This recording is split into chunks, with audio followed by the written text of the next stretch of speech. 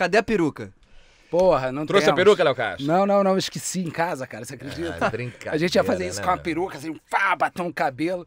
Esqueci. No dia do negócio, esquece. Mas tudo bem, fazer o quê? Porra, vamos perdoar o amigo. Por favor, vamos perdoar o amigo. Tá perdoado. Senhoras e senhores, está estreando aqui o podcast que vai revolucionar o Brasil inteiro. Exagerei?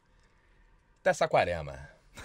Pra quem não sabe, tá assistindo o Brasil inteiro e Saquarema é interior do Rio. Eu Isso. acredito que vai beliscar São Paulo. Vai beliscar. Tô um pouco mais otimista. O podcast Pode Crer Cast. Pode Tava Crer aí- Cast. Estamos começando o Pode Crer Cast e a gente escolheu um convidado que mora no meu coração, já é meu amigo há muito tempo, porque eu queria uma zona de conforto. E eu tenho um grande parceiro que está sempre comigo, não que ele acrescente na minha vida, pelo contrário, ele só me prejudica, mas é um fardo que eu carrego. Senhoras e senhores, Aldo Perrota. Fala, galera. Obrigado. Tudo bem, Léo Castro? Tudo Como é que bem. vai? E aí? Tranquilo? Beleza? Força, fé e Bom, foco. é um prazer estar aqui do seu lado mais uma vez, chaturando mais um projeto. Espero que agora vá pra frente. E você desculpa aí, como é que é mesmo o nosso convidado, cara? Ah, tá, eu não O sei. Pedro. Pedro. Pedro. Eu não sei se Ó, ele Pedro. tem o dom ou se ele é o dom. Ah. Senhoras e senhores, o nome dele não é Pedro Dom, apesar dele fazer o Pedro Dom. Gabriel Leone. Gabriel Leone, Salve, nosso Gabriel convidado. Leone. Bate aqui Palmas. na minha mão. Tamo Porra, junto. moleque bom, Bem-vindo, cara. bem-vindo. É o nosso primeiro convidado, cara. É isso. Estreia Estreando. grande. Pode falar palavrão? Pode. Eu ia falar agora, Pode. estamos perdendo o cabaço juntos. Isso. Justamente. Isso, Que isso é bonito bom. isso. Então vamos Isso voltar me a falar. lembra dos meus 12 anos, a menina comprei... Mentira, brincadeira. Irmão, cara, que alegria te receber aqui. Que alegria. Isso aí, poder. tamo junto. Na verdade, é um terceiro galã, né? Que foi convidado pra vir aqui hoje. Ah, sim, verdade. Quem são os outros dois? Você tá supondo que você e eu somos galãs. É isso? Desculpa, é que eu não esperava por essa. Ah, porra, então entenda como quiser, Léo Castro. Esquece ele. Vamos lá. Eu acredito que subiu um pouco a cabeça. Mas, Já. bom, Na estreia. na estreia, cara, na estreia. E eu trouxe ele, porque ele fala mal de mim, eu trouxe ele pra baixar o meu nível de vaidade. E aí ele vem com essa, desculpa, é surpreendente pra mim. Vamos começar. com pergunta polêmica, meu irmão. Vamos lá. Manda Polêmica. ver. Eu quero... Faria novela bíblica? Peguei pesado, porque a respirada doeu, né? Vou responder antes dizendo um prazer estar aqui. Ah, Tô feliz de vocês terem convidado. Merda aí pro projeto. merda. Cara, eu vou te falar, eu tenho um sonho, e eu sei que um dia eu vou realizar, que é de interpretar Jesus Cristo. Olha. Desde moleque eu sempre fui fascinado, assim, eu lembro Natal, passa 1000 filmes na casa da minha avó e eu ficava ali assistindo. A cena da crucificação sempre me mexeu muito comigo e eu sempre tive uma vontade, acho uma figura incrível. Acho que talvez, junto com Hamlet ali, o maior personagem de todos os tempos. Sim. É o maior sem personagem. É verdade. Sem né? dúvida. Você sabe Da que história, né? eu sou nascido e criado na Igreja Batista e assim, cara, eu fico pensando que é engraçado, eu tenho uma imagem, você falou, me suscitou uma recordação de eu não me sentir apto para fazer Jesus Cristo, sabe? Assim, eu seria um ótimo apóstolo, Sei, mas eu fico me Cristo- perguntando, pô, que responsa, saca? Isso, E grava todo dia, né? numa dessa eu tomo um Dudu pisão no Azevedo pé. que nos diga, né? Numa dessa eu tomo um pisão no pé no meio do palco, comando caralho, pô, eu sou Jesus, entendeu? Mas eu vou te falar aqui, isso se Deus quiser um dia rola, mas se Deus quiser, se Jesus quiser. Esse é o Podcast Crash, falando sobre Jesus. Eu amo Jesus. Vou te falar que o que mais me interessa sempre, por exemplo, o filme que até hoje eu assisti, que eu acho mais incrível sobre a história de Jesus é A Última Tentação de Cristo, do Scorsese. Sim. Com o Mel William Gibson? Dafoe. Não, Não. com o William Dafoe. Qual que é o Mel Gibson? O Mel Gibson dirigiu A Paixão de Cristo. Paixão de Cristo, tá É, certo. que eu acho incrível também. Mas É. o que eu acho foda da Última Tentação, é um livro, inclusive, de um grego, Nikos, não sei o que é o nome dele. Mas enfim, é um Cristo mais humano, assim, sabe? Uhum. Que é o Cristo que eu gosto de acreditar, assim. Sim. Um cara que ouve Aham. como nós, mas que tinha uma missão, que tinha uma coisa ali, enfim. Não é aquele Cristo que tá no patamar, Não, e no altar, Exatamente. intocável. né? Um cara que... Eu acho que dessa maneira a gente se aproxima muito mais dele do que deixar ele distante e Pô, tal. sem assim, dúvida. né? Sem E eu li há pouco tempo o Evangelho segundo Jesus Cristo do Saramago. Puta que o pariu, puta livro foda, assim. É esse tipo de coisa que me interessa. Mas respondendo, gostaria de fazer algo assim. E gostaria especificamente por ser alguma coisa de época. Ainda não fiz um trabalho de época. Tenho vontade de fazer um trabalho de época. Ah, pois é, né, cara? Ainda não rolou fiz. ainda. Ainda Mas tu não. também é muito novo ainda, né? Tá na época, né? Pô, Tá muito na novo. época. Daqui a pouco fazer um trabalho pré-pandêmico já vai ser época. Já... Porque o mundo é o apocalipse, né, bicho? Acabou, a gente tá aqui porque a gente não subiu, né? Basicamente sério? isso. Interessante. Eu não faço isso não, bicho. Porra, irmão. Hoje é aniversário do meu filho. Choquei você? Choquei você? Porra, eu acredito Porra. nessas coisas. Verdades sinceras. Verdades sinceras Verdades secretas. e verdades secretas. Pô, verdades secretas. Cara, esse trabalho ganhou o M, não é isso? Ganhou o M. Que moral, hein? Moralzaço. Do nada. Do nada um M. Do nada. É muito Alô, bom, é né? do Verdade Secreta, a gente tem um M aqui. É muito doido isso, porque a pessoa geralmente que não fez parte acha sempre que é tudo do nada. Aquele artista veio do nada. Por isso que eu falei do nada um M. Pra você me falar que se foi do nada, como é que foi isso aí? O Verdade Secreta é um trabalho forte, né? Forte. Mas sabe que esse lance que você tá falando de do nada, quando teve quando eu ganhei aquele prêmio do Faustão, de Melhores do Ano, né, que rola lá, aconteceu isso, assim. Aliás, Mito, não foi no ano que eu ganhei. Foi no ano que eu fui indicado e não ganhei. Que tem aquelas 3 pessoas que ficam uma do lado da outra, assim, esperando. É um pouquinho de constrangimento. Né? É um climão ali. Léo passou por isso no Quem Chega Lá. É verdade. Passei por isso. Não, passei por isso em várias coisas. Um prêmio muito show de humor. É sinistro. Putz. É uma resposta. Quando é ao vivo, porra, é foda. Mas aí, na verdade, foi dessa vez quando foi a primeira vez que fui indicado pra Revelação, e foi pelo Verdades Secretas, inclusive, aí o Faustão dá uma conversada com as pessoas. Aí me perguntou, falou assim, cara, dá aquela anunciada, né, você que fez... Ô, louco, meu! O filho da fulana, fera! Estreou em Malhação, não sei o que e tal. Aí eu falei... Ele veio... Aí eu falei, cara, eu, na verdade, estrei no teatro, viu? Eu trabalho já há alguns anos aí, na verdade, antes da Malhação. Não é do nada. Não é do nada. E pra Malhação, eu ralei pra caralho, tomei não pra cacete, bati na trave pra cacete. Léo, inclusive, me preparou pra vários testes que eu fiz na época. Pra quem não sabia, pra quem acha que eu vim do nada. Preparou pra vários testes. Como que você é bom ator, cara? Preparado por Léo? Não, tá alguma coisa errada aí, Léo. Eu não falei que ele me foi pra baixo? Na época ele era bom. Alguma coisa aconteceu, eu não sei o que foi. Olha, eu queria dizer, pra quem não sabe, que fique claro que eu tive professores que nem aqui mais estão. Eu sou uma peça viva que retribui tudo que eu aprendi. Jorge Dória, Rogério Cardoso, são pessoas que nem aqui transitam. Jorge Dória te deu aula? João Dória.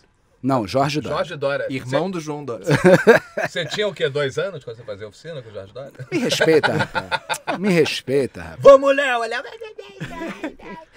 Pô. Sacanagem. O primeiro Léo Gugu tem Dadá história. que eu dei no palco foi com Jorge Dória. Vai. Léo tem Não, história. mas Verdades Secretas foi um trabalho ali... porque a Malhação que eu fiz foi muito legal. Não, mas eu queria falar, foi um marco, porque Foi. a Malhação, apesar de ser um trabalho muito legal, e quando você entrou, você bagunçou o coreto. Hein? Mas a minha Malhação flopou.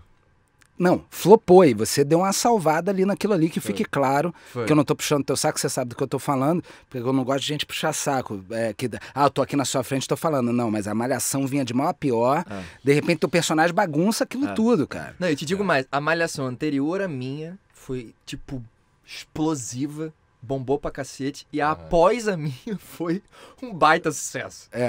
Foi do Rafael Witt, da Isabela Santoni, a seguinte da minha. A minha não deu certo, a minha não funcionou, não colou. Pois é, mas ela... Tá no Dom. Pedro Dom lá Isso. contigo, né? Mas ia ser um desastre. A tua entrada ali mexeu coisas ali. Foi. Pra mim foi muito bom, porque foi um vilão, então mostrou uma coisa assim, mas quero dizer que assim, a Malhação sempre teve essa coisa da vitrine, e em geral... quem aparecia bem ali, né, tipo, núcleos protagonistas e tal, ficava, já ia para outros trabalhos, era realocado, geralmente era contratado. E a minha não rolou. Então, ninguém ficou, assim, imediatamente, quero dizer. Caraca, passaram a... Ninguém. Passaram a não, régua. e mais, assim, geralmente você saía com um empresário, já, tipo, um cara bacana vinha, te empresariava, pra começar a construir tua carreira no audiovisual. E na minha, em geral, nada aconteceu nesse sentido. E aí eu, tipo... Peguei minhas coisas, voltei a fazer meu teatro, continuei fazendo teste. Volta o cão arrependido. Foi fazer um curso do Léo Castro e explodiu. Que curso do Léo Castro, cara? Eu não dou... Não, Pô, curso não. fez nada disso. Nada. Coach. Coach. Não, mas aí depois disso tudo tal, veio Verdades Secretas, foi isso. Exatamente. Você fez o primeiro, né? Tá fazendo outra... E fiz o segundo também. Que fique claro. Que fique claro. Agora é o que? É o 3? Não, agora é o segundo. Agora é o segundo. Acabei Já de gravou fazer. tudo? Hã? Já gravou tudo? Não, eu fiz uma participação. Ah, participação. Tá. Primeiro episódio. Não vamos dizer... A minha prima tá lá com você, a Paulinha tá lá, né? Ah, é? É. Ah, é, tá fazendo. A Paula tá fazendo, Sim. a Paula Borlamac. Não, mas eu na verdade eu não ia fazer. Uhum. Não ia rolar. Mas agora, inclusive na semana passada eu ia gravar com vocês aqui, acabei tendo que mudar por causa disso. Fui gravar em Mossoró uma cena do Verdades Secretas 2. Tá. Uma cena só. É uma Cara, que maneiro. Que maneiro. abertura. Uma participação de É uma luxo. participação, uma coisa vai acontecer comigo. Ah, Aí, que mas legal. fez. Não, Foi não, importante. spoiler. Ó, não, ei, vamos segurar nossa ondinha. Vamos segurar nossa ondinha, porra. Quer acabar com o podcast, porra. Então, Seguinte, mas tem o negócio do Verdades Secretas, cara. Era um papel forte também, né?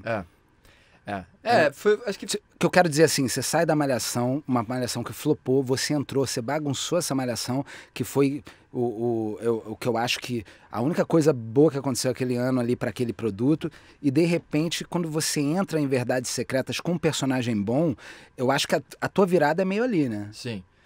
Eu acho que sim, principalmente pelo barulho que a série fez. O personagem era muito bom, tava no núcleo protagonista ali, né? Eu termino, inclusive, a série com a Angel, né? Com a protagonista da série. E, pô, trabalhei com vários grandes atores, grandes diretores também. Mas a série bombou muito, né, cara? A série fez um barulho, deu uma sacudida, ganhou o Emmy, como você estava falando. Cara, ganhou um Emmy. Do nada. Do nada. Um Emmy. E então nesse sentido foi tipo assim, tá, estou no mapa, assim, sabe? Uhum. Rolou. Mas eu acho que artisticamente falando, assim, de personagem, dificuldade de composição de personagem, foi o trabalho seguinte, foi o Velho Chico. Aqui. Isso Não, foi... e foi um trabalhão, hein? Trabalhão. Foi, cara, eu acho que o Velho Chico foi por tudo, pela obra em si e pelos acontecimentos que nortearam o Velho Chico. Eu acho que ele foi o grande sucesso da época, né? A coisa mais comentada que surgiu de dramaturgia na época. Foi a direção do Luiz Fernando Carvalho. Luiz Fernando Carvalho, talentosíssimo. Não, que foi excelente, né? Então você vê um trabalho de qualidade. Uma fotografia, um cenário, além do elenco fantástico. Vocês gravaram onde? Não, você fazia o filho do Domingos. Do Domingos, né? Que teve aquele acidente. Sim. O que eu acho incrível dos trabalhos do Luiz como um todo e do Velho Chico naquele momento é que há muito tempo... O Luiz dirigiu o Rei do Gado, dirigiu o Renascer, que são marcos do Benedito Rui Barbosa, desse tipo de novela. Inclusive agora vai ter o remake do Pantanal, né? Que na época não foi da Globo, era da Manchete, se não me engano. Né? Manchete. Vai ter o remake. Era Manchete. Era Manchete. Mas o Luiz dirigiu várias coisas do Benedito. Só que há muito tempo... Assim, o Rei do Gado, tanto é que há pouco tempo passou o Rei do Gado, não sei se não vale a pena ver de novo. Acho que foi. E bombou, cara. Tipo, anos depois as pessoas assistem a novela. E durante muito tempo, aquele tipo de novela rural, né, do Benedito, aquele estilão bem Benedito mesmo, parou de ser feito, assim. Porque é uma realidade de um Brasil profundo, né? Que a gente aqui do grande centro urbano, talvez a gente não se identifique tanto. Sim. A gente gosta da história dos humanos ali, da coisa, do que acontece com o ser humano. Mas assim, ele representa muita gente, claro, né? Pra quem não conhece o Brasil, pode até olhar e falar assim, mas olhar para aquilo quase como uma fantasia. E, inclusive, na época do Velho Chico, o Luiz fazia questão que a gente tivesse sempre suado, poeira, aquela luz amarela, não sei o quê. E muita gente falava, nossa, vocês estão sempre suados. Nossa, vocês estão sendo... Cara, porra. Vai pro sertão. Dá um pulinho no sertão lá. Vai pro sertão e não transpire, amor. Porra. Porra, não tem como. Não, e é isso, assim. Eu acho que foi... Você estava falando de ter feito um barulho na época, acho que muito por isso. Além de todo o talento envolvido ali, do Luiz, do próprio Benedito e tal, do elenco que ele montou. Mas eu acho que foi uma volta nesse sentido, desse estilo de novela que há muito tempo não se fazia, sabe? Então eu acho que chama a atenção, assim. E o Luiz é um cara que, artisticamente, ele gosta de ousar, de mexer. Então, por exemplo, a novela era realista, era nos dias de hoje, mas eu lembro na segunda fase, que era quando eu entrava o Fagundes com aquela peruca, com aquelas roupas coloridas, o negócio eu olhava e falava, mas da onde? O que ele tava querendo fazer? E o cara tá fazendo uma alegoria ali. Tá fazendo um negócio pra chocar mesmo, pra gente olhar e falar assim, nossa, que coisa escrota, mas aí você olha pro Trump e fala, ih, não é que parece aquele cabelinho, não é que... Meio laranja. Então é isso, é um tom a mais, mas é um tom a mais intencional, uma escolha ali, Mas né? isso funciona, é muito doido isso, né, cara? Eu já fiz alguns personagens no teatro, acredito que o Aldo e você também, que as pessoas falaram, ficou meio forçado. Isso não Só que existe. você viu essa pessoa, ela era até muito maior do que aquilo que você fez, só que se você faz, as pessoas falam, não, para. Aí forçou, né? Aí forçou. E é doido, porque existe, né? Não é isso? Quando sai do lugar comum, as pessoas estranham. Não, quantas situações a gente já viu acontecer de falar assim, nossa, se bota isso numa cena, ninguém acredita. Pois O é. Dom, inclusive, é assim. O Dom, a primeira vez que o Breno me contou a história dele, as cenas, eu falei, não. Não. Fiquei preocupado que eu falei, cara, a gente vai ter que ralar muito para que as pessoas acreditem que isso aconteceu, porque tem situações muito surreais ali e que são realidade. Aconteceu, veio através de um cara que foi testemunha, que foi o pai dele ali e tal. Que é outro que é ninja num grau, né, meu irmão? Não, mas é isso, assim. Aí você vê uma situação como essa, você fala, isso não acontece. Isso não e acontece, aconteceu. Não, tem algumas coisas assim. Tem algumas coisas que você fala, Você cara, conheceu não o pai tem como. dele? Cara, não conheci. Não, né? Não conheci ele. Aliás, isso é uma coisa. Ele assinou com a Amazon, cedendo os direitos. E pouco tempo depois morreu de câncer de pulmão Putz. por causa do cigarro. Aliás, Fica a dica. Fica a dica aí. Fica a dica. Aliás, filhos pequenos. pra quem não tá vendo no YouTube, Esse foi mais um podcast. Só vinheta! pra quem não tá vendo, pra quem só tá ouvindo, ele apontou pra gente, porque a gente é tabagista e tem criança pequena. Não, mas ele falava isso. Ele falou, cara, passei a vida inteira combatendo uma droga ilícita e morri de uma droga lícita. Não porque a droga que mais mata é o álcool, né?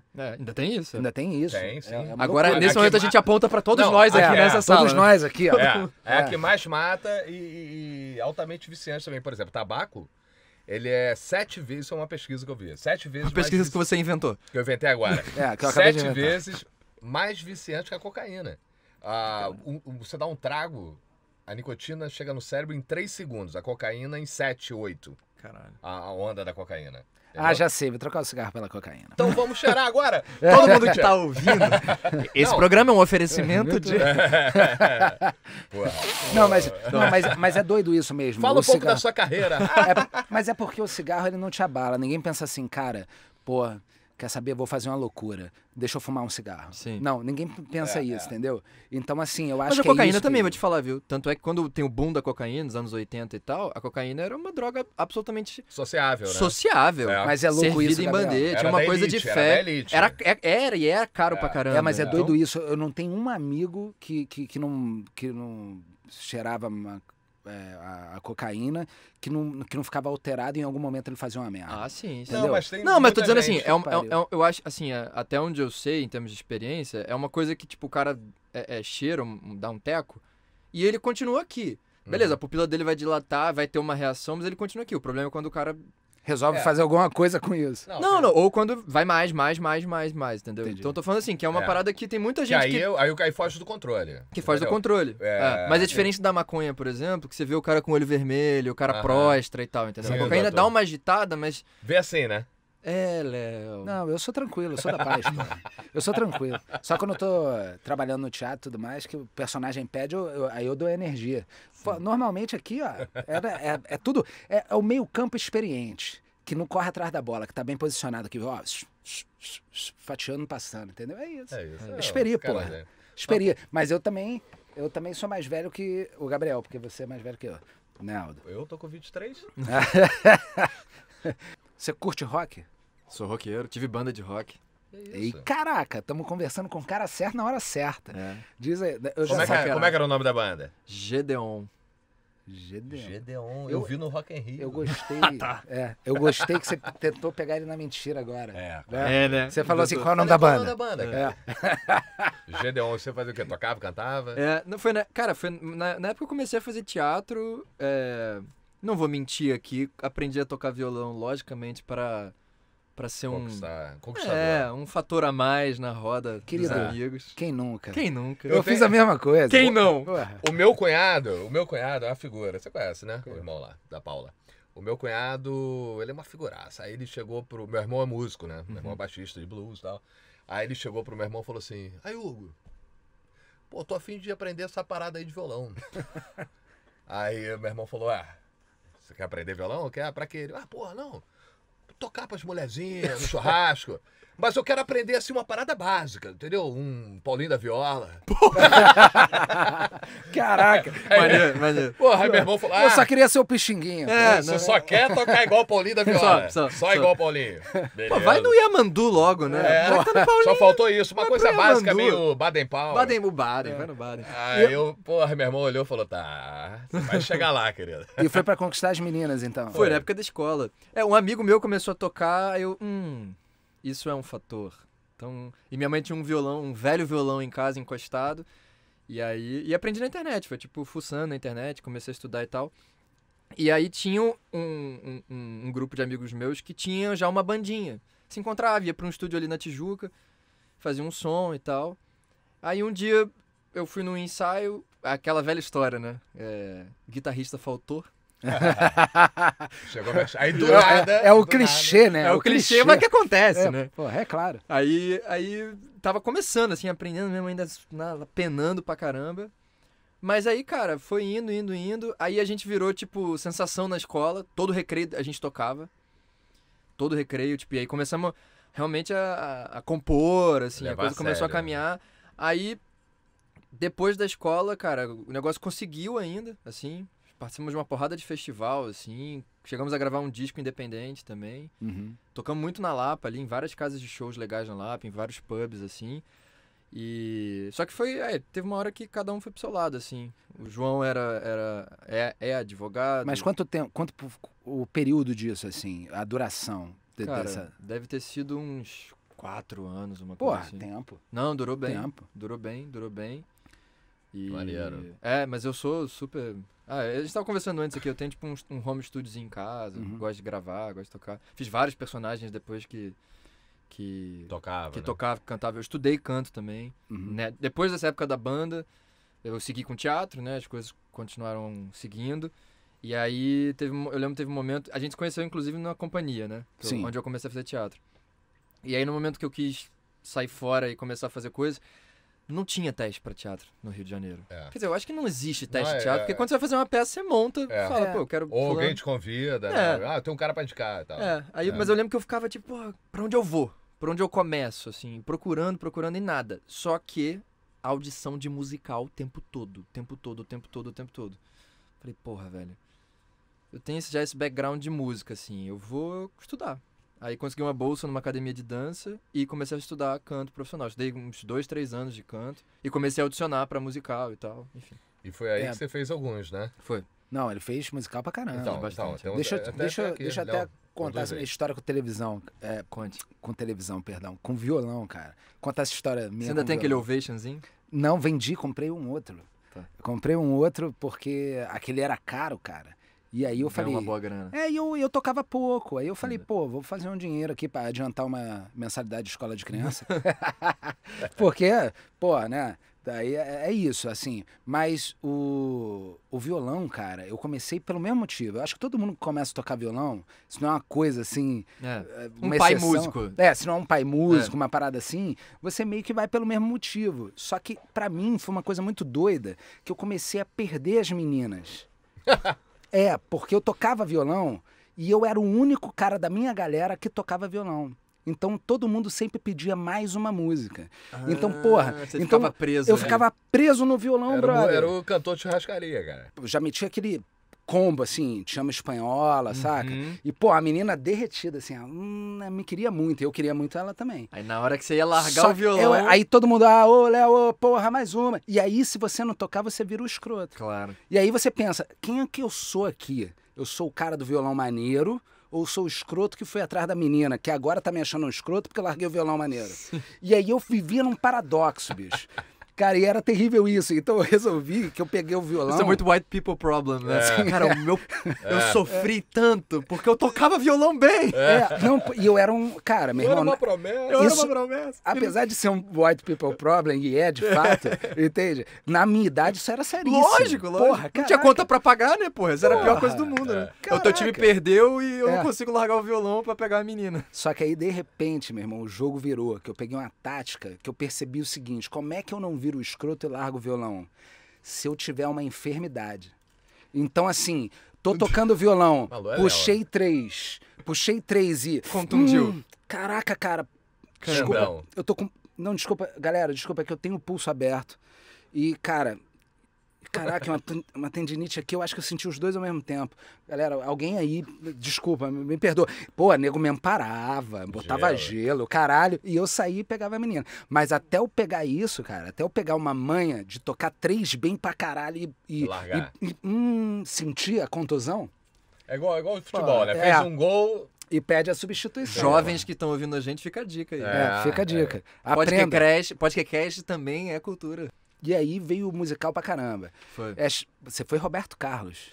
No teatro e no cinema. É isso. Olha aí. Uma duplinha, cara. E o pior de tudo, como o cara é o rei, ele teve que aprovar as 2 vezes. Pô, e que bacana. Ele se acha muito mais bonito que ele é de verdade, né? Porque... Você sabe que no teatro, eu não conheci ele na época. Até porque foi o musical do Chacrinha. E eu não conheci ele na época, mas... Tiveram que pegar o meu vídeo lá, porque tinha uma cena que eu fazia ele, mas tiveram que filmar e mandar pra ele aprovar. E o filme não teve nada a ver com isso, tanto é que o filme é a biografia do Erasmo, mas obviamente não teria como não ter o Roberto. Claro. Ainda mais porque conta a história deles desde o início, da Tijuca, eles começando Jovem Guarda e tal. E aí fiz teste de novo pra fazer, e aí ele me aprovou de novo. E eu só fui conhecer o Roberto na estreia do filme no Rio. E o filme demorou pra estrear, estreou 4 anos depois. Então eu só fui conhecer o Roberto, sei lá. Se pensar, quando eu fiz ele no teatro, eu fui conhecer ele, sei lá, 6, 7 anos depois, assim. Você já tava aparecendo Erasmo. Mas pro teatro ele também te aprovava? Também, foi o que eu falei, era uma cena, aí quando o Andrucha dirigiu a peça, aí quando o Andrucha montou a cena, filmamos a cena, mandaram pra ele, deu ok.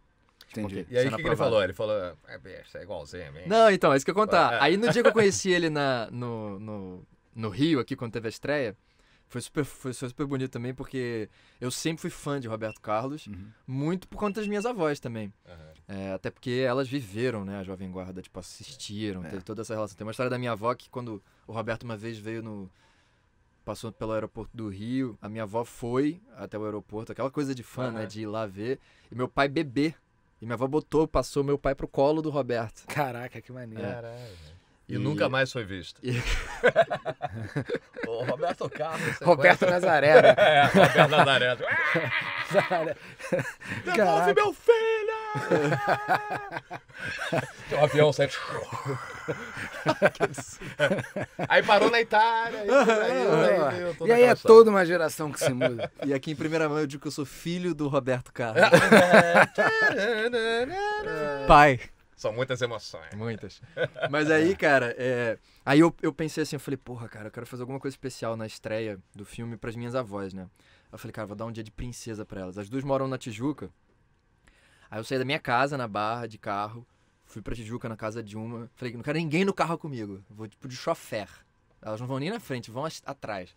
Aí passei na casa de uma, peguei uma, fui na casa de outra, peguei a outra. Foram as 2 bonitinhas, arrumadas, perfumadas. Aí levei elas pro cinema, entrei de braços dados, uma de cada lado, assim, no cinema. Passei no backdoor, assim, das fotos, tirei foto com elas, as 2, assim. E aí fui pra sala, entrei pra sala. Eu não sabia... Eu sabia que o Erasmo ia estar, porque em São Paulo o Erasmo tinha estado e o Roberto não. E no dia... Porque o lance do Roberto qualquer lugar que ele vá, porra. Caraca. Porque ele não vai a muitos lugares. Que maneiro. Por isso, inclusive. Mas aí nesse dia rolou um boato que talvez ele fosse, mas não sabia. E eu ia levar elas não por isso, eu ia levar pra elas assistirem um filme. E ele foi, cara. E aí entrei na sala de cinema com as 2 e tava sentado assim, um do lado do outro, Roberto e Erasmo, assim, os 2. E foi a primeira vez que eu conheci o Roberto. E, cara, foi maravilhoso, porque uma das minhas avós, minha avó materna, falou pra outra: Ilma, é o Roberto Carlos! Aí foi chegando perto dele, tocando nele, aí ele deu um beijo na mão dela. Ele existe, ele existe. Cara, mas... E o cinema todo veio abaixo, porque tava todo mundo já preenchido, assim, meio em silêncio. Aí eu entrei com as 2, assim, aí todo mundo... E foi muito louco, porque elas assistiram do meu lado, tava eu, o Chay, que fez o Erasmo, e em outra fileira, Roberto e Erasmo de verdade. Então foi cara, que uma maneiro. junção muito louca, assim. Foi um dia especial. Que maneiro. Uma vez eu fui pro Prêmio Multishow da Música. Eu tava lá fazendo um programa pelo Multishow. Eu fiz 11 programas pelo Multishow. Outro dia eu tava contando, que maluquice, né? Fiquei muito tempo lá. Aí eu fui pro Prêmio Multishow da música e na hora tava meio sem lugar. Alguém falou assim, cara, não tem lugar. Faz o seguinte, contratado do canal, senta aqui. Aí eu sentei ali, era um lugar ruim, cara, lugar difícil. Aí alguém me catuca e fala assim, você tem hora, você sabe quando vai começar? Quando eu olho pra trás, Caetano. Mentira! Aí eu olho pro lado, ele tá do lado do Gil. Meu Deus! E eu fiquei com Caetano e Gil, trocando ideia. E você achando o lugar merda, né? Eu achando o lugar merda. Eu pensando, porra, me botaram aqui, cara. É meio essa sensação. E aí eu falei, caraca, me lembrei disso quando você falou. Porque é uma parada meio surreal, né? Essas pessoas... Né? Existem. As pessoas... Isso é muito louco. A nossa profissão permite isso, assim, né, cara? A gente tem ídolos, né? E as coisas vão acontecendo e você naturalmente vai cruzando com os teus ídolos, assim. E tem que fingir a naturalidade. Finge naturalidade. Só que a gente é igual, cara. Só que é doido que às vezes acontece de você ir falar com o cara e o cara fala, eu conheço teu trabalho. Eu já vi um trabalho seu e você fala, caralho. Tipo, quando que ia imaginar que ia dar essa volta, assim, né? Isso aconteceu comigo quando eu trabalhei com o Tom Cavalcante, porque, cara, eu comecei a fazer humor por causa dele. Sim. Sai de baixo? Eu via Sai de Baixo e ficava encantado com o trabalho dele. Eu parava o que eu estivesse fazendo. Estivesse jogando futebol na praia, eu falava, galera, eu preciso ir, vai ter Sai de Baixo. Entendeu? Então, de repente, a vida me coloca trabalhando com ele. Eu fiz 2 programas com ele. E os 2 eu ficava metade do tempo meio embasbacado com o fato de eu estar ali do lado daquele cara. Porque aquilo dizia tanto pra mim no sentido de caralho, cheguei lá, sabe? Porque chegar lá, tem muitos lugares chegar lá, né? Não, cara, isso que você tá falando, isso que eu tô dizendo assim, são ídolos de uma época até anterior a você ser artista. Exato. Né? Que te inspiraram, que te influenciaram, então é o tipo de coisa que nunca passa na nossa cabeça um dia tá assistindo ali e falar assim, porra, um dia eu vou contracenar com esse cara, ou o cara vai, tipo, admirar meu trabalho, ou coisa do tipo, assim. Né? Eu achava uma onda. Aldo trabalhava com o Paulo Gustavo. Eu falava, caraca, que incrível. Muito louco. Eu olhava e foi fantástico. Fiz um teste para a peça dele, me aprovou. A gente começou a trabalhar. E aí, essa coisa de coxia no teatro, eu comecei a dar... Eu sou muito assim, eu dou pitaco na cena dos outros. Sim. Aí... É verdade esse bilhete? Não, é muito verdade. É muito verdade. Eu não faço isso com todo mundo, eu faço isso com o Aldo porque eu tenho intimidade. Paulo fazia um negócio que era genial. Isso, teatro dos grandes atores, 1000 pessoas rindo pra caralho. Aí ele saía, aí eu via assim, eu falava assim, Paulo, isso porque eu tinha feito teste entrado pro negócio dele. Aí eu falava, eu acho que essa piada é ótima. Mas se você fizer assim, fica melhor. Aí ele fazia, será, viado? Eu falei, vai pra mim. Aí na outra sessão, no dia seguinte, ele via, falava assim, funcionou, cara. Porra, é bom pra caralho. Aí depois eu falava, caralho, eu tô aqui dando sugestão pro Paulo, que onda? Então a gente criou uma relação muito legal, que aí depois ele me chamou pro programa dele, foi fazer a Vila, enfim. Não, então, aí eu me via nisso. Pô, tô trabalhando com um cara que eu sempre admirei também. Claro, E olha que doido, olha que doido. Olha que doido você ver. O cara é um ídolo, parou pra ouvir a tua piada, testou a tua piada. Você é um corajoso, porque muitos te dariam fora. Muitos te demitiriam. Mas eu ia com o maior cuidado, né? Sim. Na malandragem. Mas o que eu digo é o seguinte... Se você fizer assim... Mas se ele não tivesse humildade, você podia ter um cuidado todo do mundo, ele ia falar, tá louco? Quer me ensinar? As pessoas são um mistério, né, cara? E Paulo era fantástico, né? Teve alguém que já te maltratou? Alguém que você falou assim, pô, cara, esperei que me tratasse melhor. Pô, hein? Cara, que eu me lembre, não, assim. Não. Maltratar, não. Assim. Não, maltratar, que eu digo, é porque eu acho que eu usei uma palavra ruim, né? Tipo... Pô, tirando o Raul Cortez que me queimou com cigarro, fala que Raul já morreu. Mas assim, alguém que não te deu a reciprocidade que você imaginava, que foi frio pra caraca. Eu tenho uma coleção de gente assim. Isso cara, bem, eu vou te falar, que eu me lembre assim, não. Mas, isso eu não sei até que ponto isso tem a ver ou não, assim, mas eu sempre me coloquei, desde o início, assim, desde a Malhação, nas peças que eu fiz, em tudo que é canto, assim, e tal. Eu sempre me coloquei assim, tipo, cara, eu não tô aqui à toa. Se eu tô aqui, é porque alguém quis que eu tivesse aqui e por causa de algo que eu tenho pra contribuir, pra somar, pra dar aqui. Então, assim, quem tiver aqui vai ter que conviver comigo, porque é isso, assim. Tô dizendo assim, os meus próximos, os meus semelhantes, independente de uma hierarquia que possa existir, no sentido, sei lá, de carreira ou qualquer coisa, lógico que existe o respeito, mas tô falando assim, todos esses trabalhos que eu fiz, assim, desde o início, eu trabalhei com grandes atores e eu sempre cheguei lá pra fazer o meu, assim, entendeu? Lógico, com jogar, generosidade, tudo certo. Mas tô falando assim, nunca me intimidei, entendeu?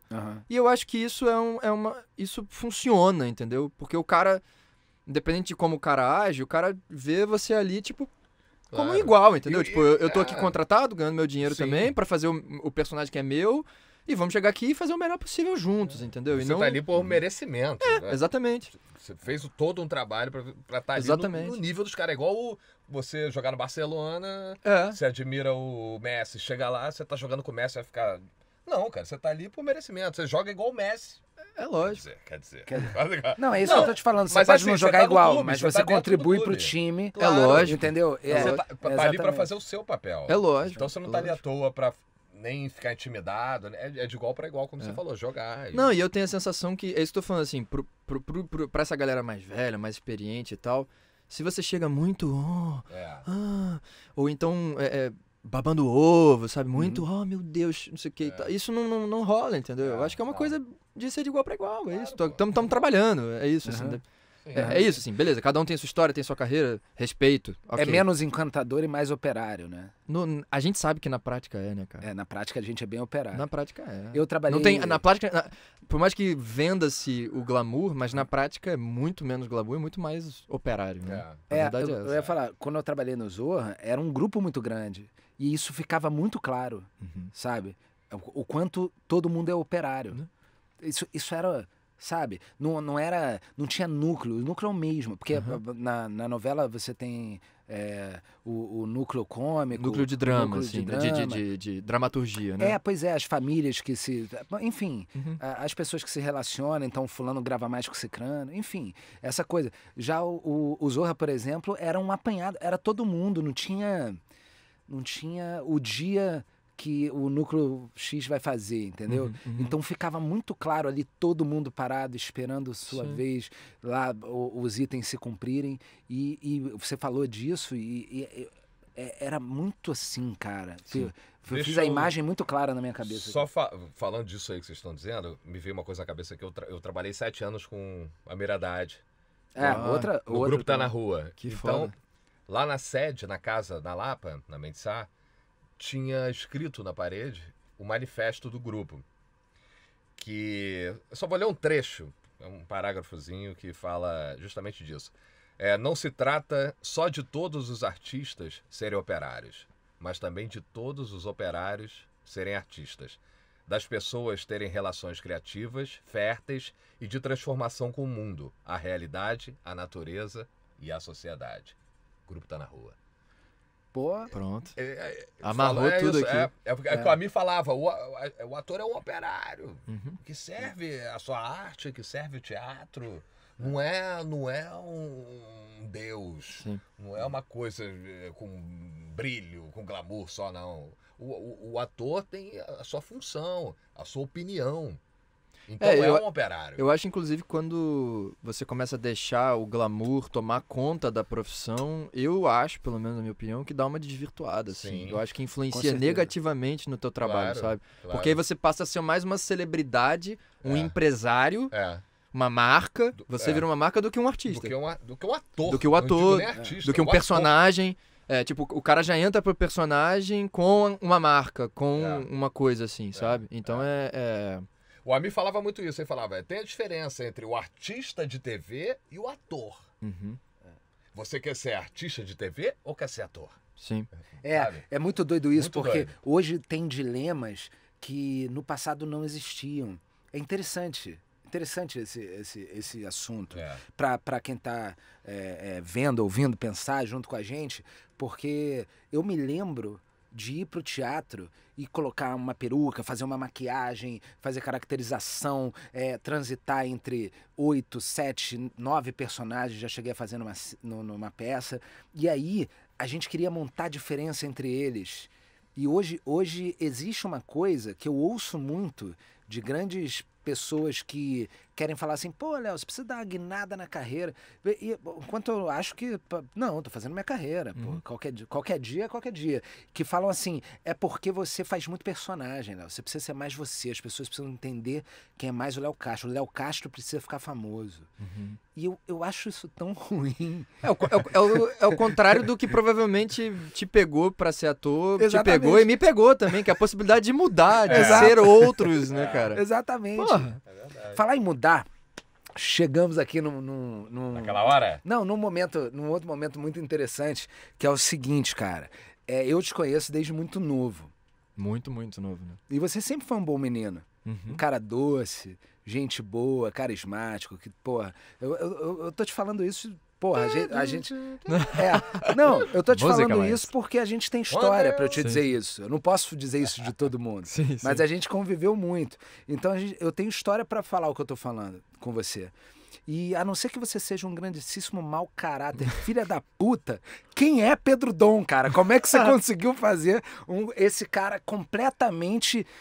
Cara, descacetado da cabeça, meu irmão, que põe a família lá embaixo, que, cara, faz todo mundo sofrer, que é um egoísta quanto mais... Enfim, assistam. Quem é Pedro Dom? Como é que você conseguiu chegar nesse cara? Cara, eu já falei um pouco antes aqui, né, de quando o Breno me chamou pra conversar, contou da história do Pedro e tal. O projeto chegou pra ele, a ideia chegou pra ele 10, 12 anos antes de realmente a produção começar a acontecer, pelo pai do Pedro, e na época muito próximo da morte do Pedro. E na época o Breno, aliás a história até é curiosa, assim, o Breno conta isso o tempo todo, assim, o Breno é um dos sócios da Conspiração, que é, acho que é a maior produtora do Rio de Janeiro aqui de audiovisual e tal, e ele tava trabalhando um dia, tava lá, aí a secretária ligou e falou, tem um cara aqui querendo falar com você, Vitor Lomba. Aí o Breno falou, não tô esperando ninguém, não sei quem é esse cara e tal, não vou receber. Tá bom. Aí daqui a pouco ela liga e fala, Breno, ele falou que ele não vai embora enquanto não falar com você. O Breno na época tinha feito 2 filhos de Francisco, que é uma história de pai e filho. E marcante também. Marcante, pô. Os maiores... Sabe que até, se eu não me engano, até o Paulo Gustavo era a maior bilheteria do cinema nacional, se não me engano. Sim. Ou Leandro, Hassum, alguma coisa assim. Paulo. Paulo, talvez. Mas o 2 filhos foi um colosso, assim. O cara, resumidamente, o cara ficou lá 4 horas esperando o Breno atender ele. Até que uma hora falou, cara, tá bom, esse cara não vai embora. Beleza, entra aí, sobe aí. Fez de tudo pro cara desistir, né? E aí o cara subiu, falou, contou a história inteira e falou, eu quero que você conte a história minha e do meu filho e tal. E o Breno falou, cara, não, porque tava tudo muito recente. Vários dos personagens da história ainda... em ação, assim, tipo, de tudo, falando da política do Rio de Janeiro, de tudo, assim. Ele falou, cara, não vou fazer isso. E, acima de tudo, por estar muito próximo na época, ele sentia que tinha um desejo ali quase que de vingança, sabe assim? E ele falou, cara, não vou fazer isso. E aí passam-se... contar a história do Pedro naquele momento parecia ser uma denúncia, isso, né? Eu quero vou responder aqui agora. E aí passam-se 10 anos... dessa história. Nesse meio tempo o Breno chamou o Tony Bellotto e o Tony escreveu o livro do Dom, então foi uma coisa que foi ocorrendo paralelamente, o Breno desenvolvendo a série e o Tony escrevendo o livro, até que o Breno falou, tá, eu acho que é o momento de contar essa história, porque ele entendeu que a coisa saiu do lugar de uma possível resposta e mais num lugar de alerta, de vamos contar essa história que foi verdade, que não tem tanto tempo que aconteceu e que de alguma forma pode, enfim, ser importante para muitas pessoas, para muitas famílias e tal. E aí, enfim, começou a desenvolver o projeto todo. Quando ele me chamou para conversar, que ele contou, como eu tava falando aqui, eu achei surreais as histórias no primeiro momento. Eu falei, cara, puta, verdade isso tudo? Ele, cara, aconteceu assim, assim, assim. Então, acima de tudo, o maior farol, o maior guia ao longo da série, o Breno é um dos roteiristas, diretor, e ele conviveu durante 10 anos com o cara, com o Vitor. Então, qualquer uma das cenas, o Breno sabia a miúça, assim, ele sabia ali de tudo que aconteceu. E uma das coisas que, te respondendo em relação ao Pedro, uma das coisas que me interessou pra caramba de fazer o personagem e que foi, acho que o desejo inicial nosso, o objetivo inicial nosso desde o início, era fugir totalmente do maniqueísmo. O que eu quero dizer? Se você entra no Google hoje, o Pedro é um bandido, um mau caráter, filho da puta, que assaltou muita gente e foi morto pela polícia. É uma versão dele. Ponto. É isso. Isso é o que tá lá. E muitas dessas coisas aconteceram. Assaltou gente pra cacete, foi um cara procurado, não sei o que e tal. Beleza. Só que quem foi ele? Da onde ele saiu? É isso. Qual é a família dele? Quais eram as... Como ele virou aquilo. Até virar aquilo. Como ele virou aquilo. É isso. Isso é uma coisa que, inclusive, eu vou dizer que sempre me intrigou, assim. Acho que a nossa maior matéria-prima pra construir os personagens, como a gente tava falando, é o mundo, né, bicho? Claro. Sim. E uma das coisas que mais sempre me intrigou era de ficar, por exemplo, olhando esses políticos mau caráter, filho da puta, e ficar assistindo. Eu lembro na época do impeachment da Dilma, por exemplo, eu ficava olhando o Cunha.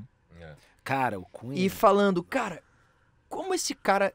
Eu ficava imaginando, sem sacanagem, fazendo o exercício de imaginar... Cara de pau. E imaginar ele chegando em casa, sei lá, eu nem sei se ele tem filho ou não, mas ele, sei lá, brincando com a filha. Ele comendo. Como é esse cara? De onde esse cara... Os pais desse... Como é essa... Sabe assim, isso sempre me intrigou, assim. Também, a mim também. Sabe? Como é que dorme? Como é que dorme, irmão? Como esse cara fazendo uma boa ação, de repente, entendeu? Porque é óbvio que até o Hitler, cara, não era um cara que só era mal. Não, ninguém é 100% mal, ninguém é 100% vilão. Isso, pensa no Hitler, por exemplo, tipo, sei lá, ajudando um mendigo. Provavelmente, não sei se isso aconteceu, mas tô falando assim, alguma coisa boa esse cara tinha dentro dele. Dando um sorriso pra alguém, né? Exatamente. Uma moeda pra um garoto, né? É isso que eu tô falando. Assim. É isso que eu tô falando. E que fique bem claro, não que isso justifique você falar, então tadinho dele, ele pode fazer a merda que ele quiser. Não.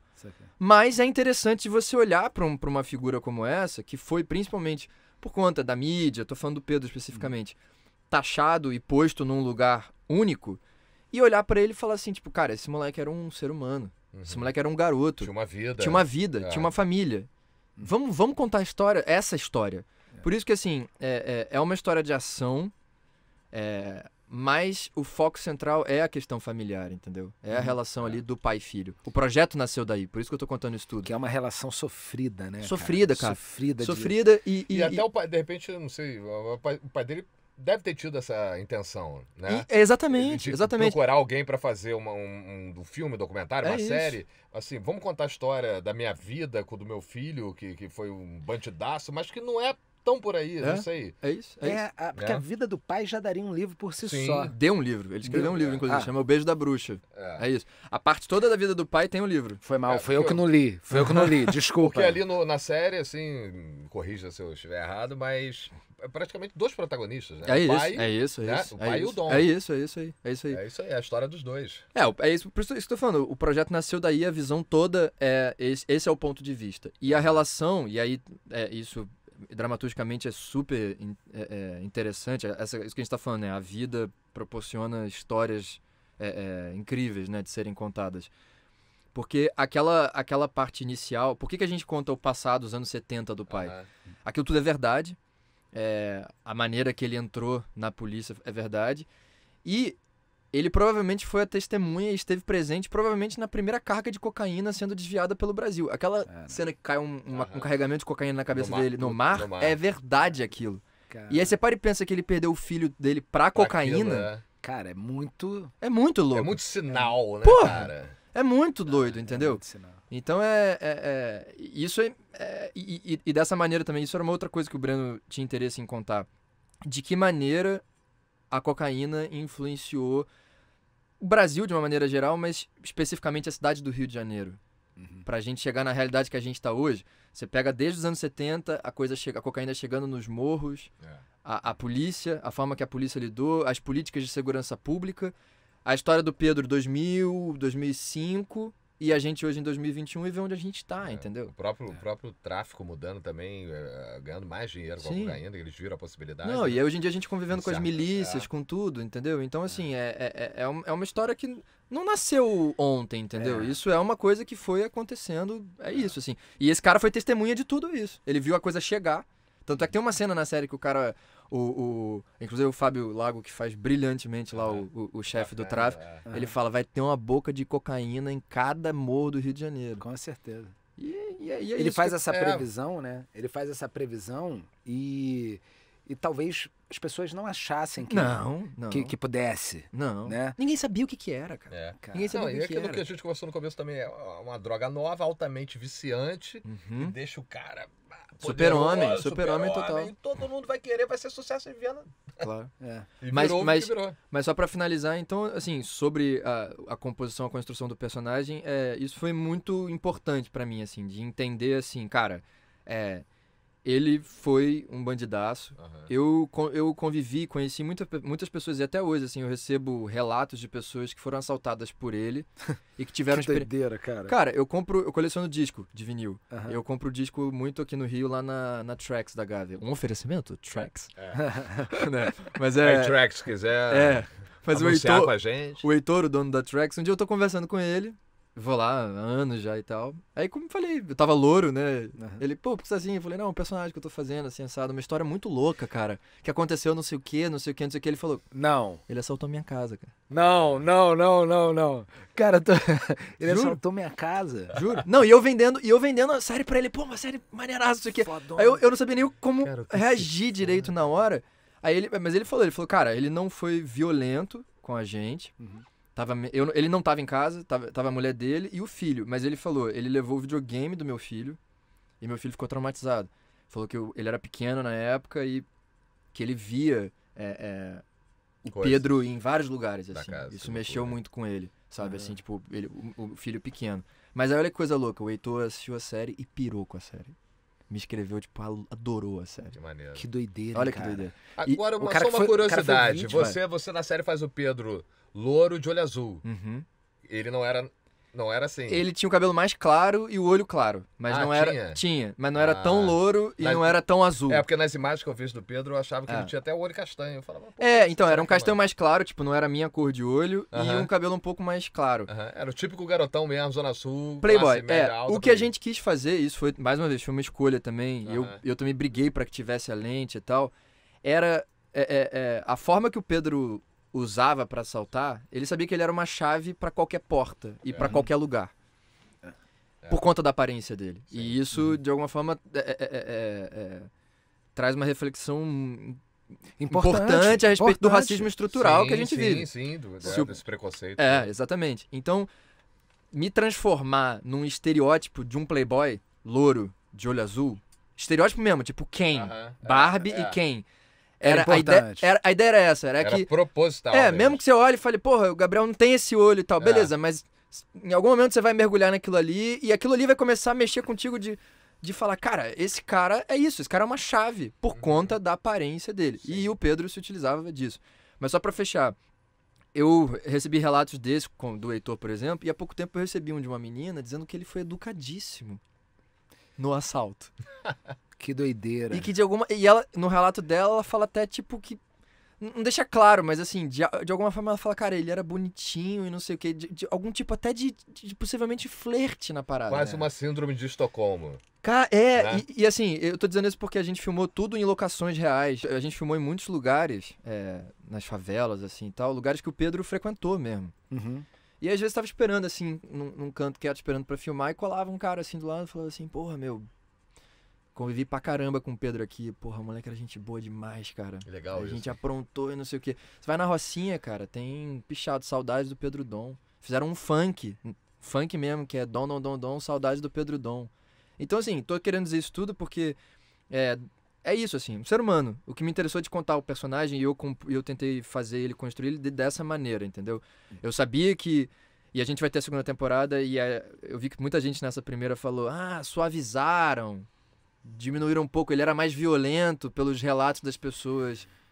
Estamos construindo a trajetória dele. Então, é isso, assim, eu sabia que eu ia ter que fazer coisas brabas, situações condenáveis, mas ao mesmo tempo a gente falava muito disso, assim, um personagem com dois lados muito claros. Um moleque muito solar, muito carismático, sedutor, gente boa, boa praça e tal. Então é isso, novamente dizendo, nada que justifique as atitudes erradas dele, mas pra gente enquanto intérprete, enquanto...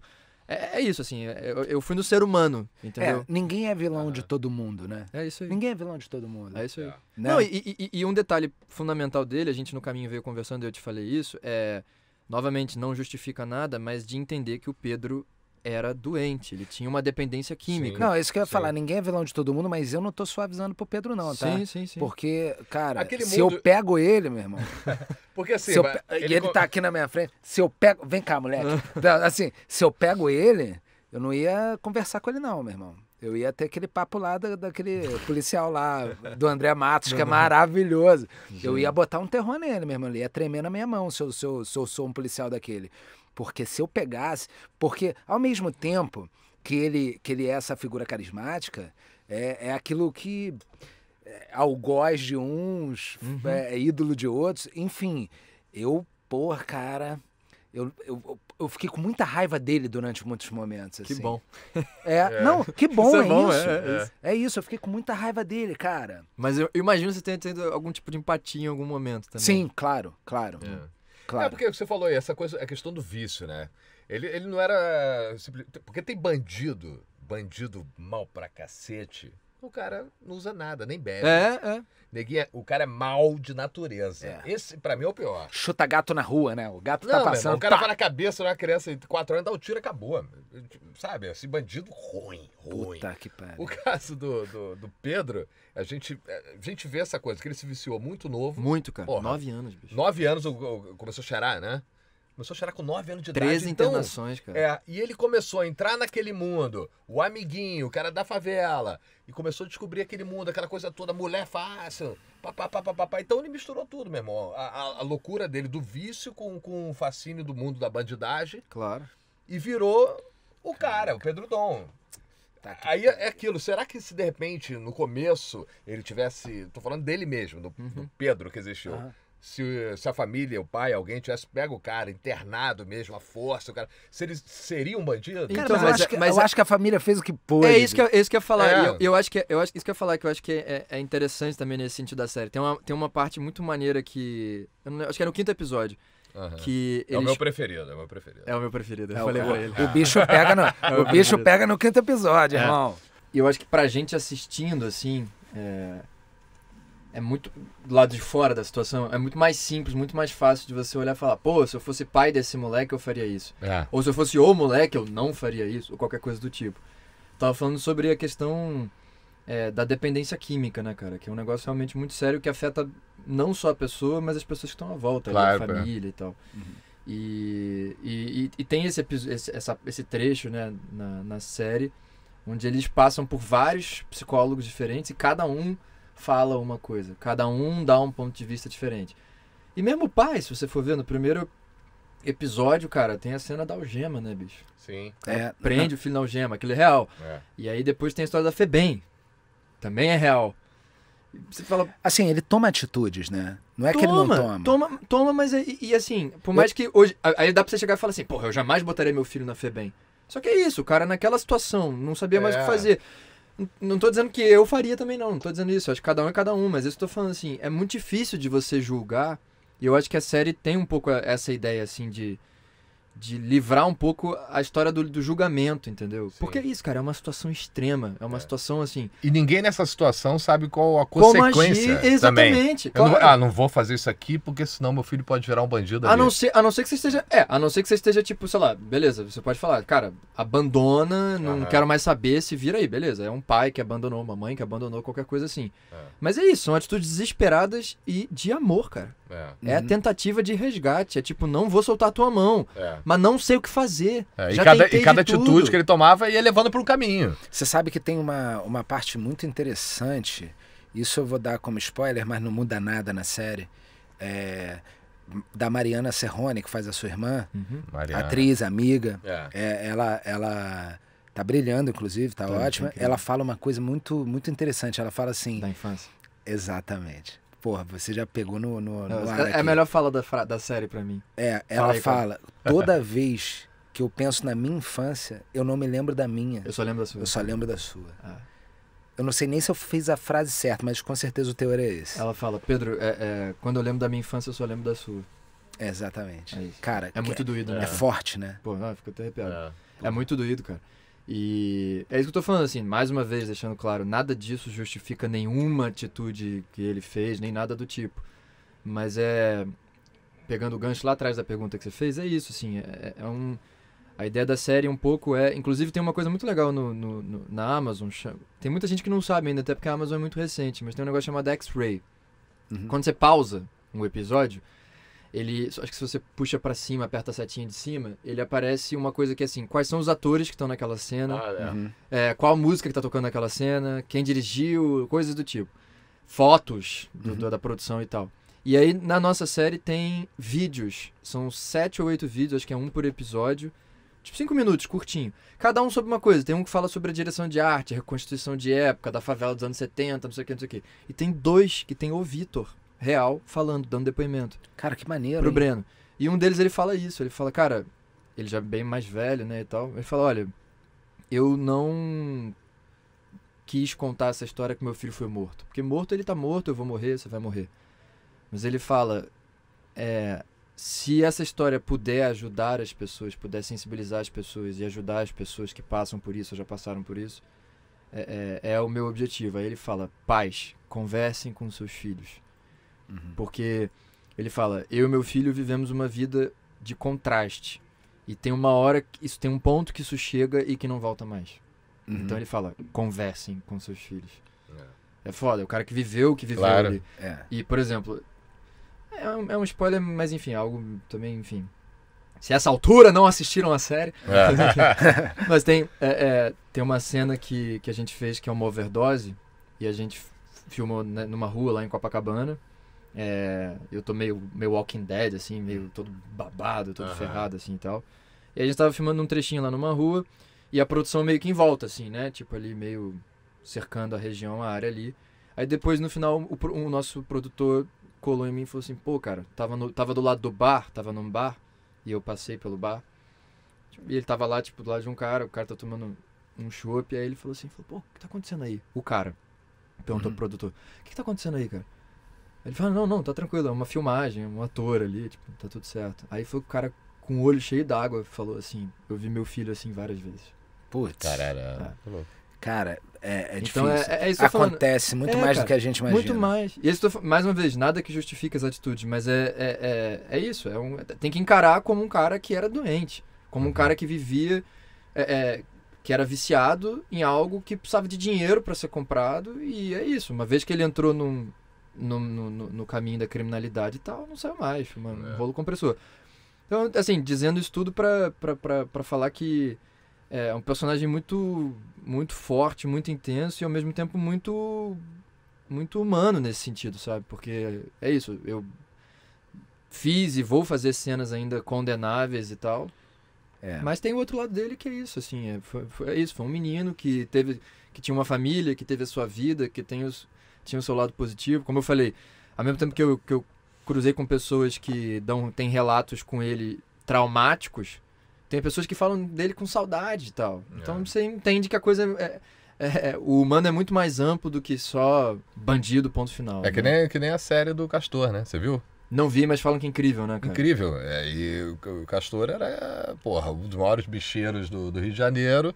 Mandava matar mesmo, o cara era mal. É o grande mafioso, mas ao mesmo né? tempo era folclórico. Sim. Era o cara que tava na Sapucaí sambando, que ajudava a escola de samba, que era o padrinho, que levou o Bangu à final do Campeonato Brasileiro, do jeito dele, botando arma na cara de juiz, de jogador, entendeu? Vai ser 1-0 e acabou. E era um cara advogado, um cara formado em direito, extremamente inteligente, articulado, sedutor, feio pra cacete, mas era sedutor. O cordãozão de ouro. E eu fiquei vendo a série, eu torcia por ele. Claro. Igual a série do Pablo Escobar. Eu assisti a série toda, a original. Cara, Breaking Bad, bicho. Breaking Bad, provavelmente a melhor série de todos os tempos. A gente torce. O início até fala assim, ele tá fazendo isso porque ele tá com câncer, ele vai morrer e ele quer ajudar a família dele. Só que chega uma hora que o cara vira, tipo, meu irmão, cara, um traficante. Tipo, Heisenberg. Porra, meu irmão. E você continua lá, tipo... vai. A transformação cara... A transformação desse cara é doida, né? Doida. E o arco do personagem é riquíssimo.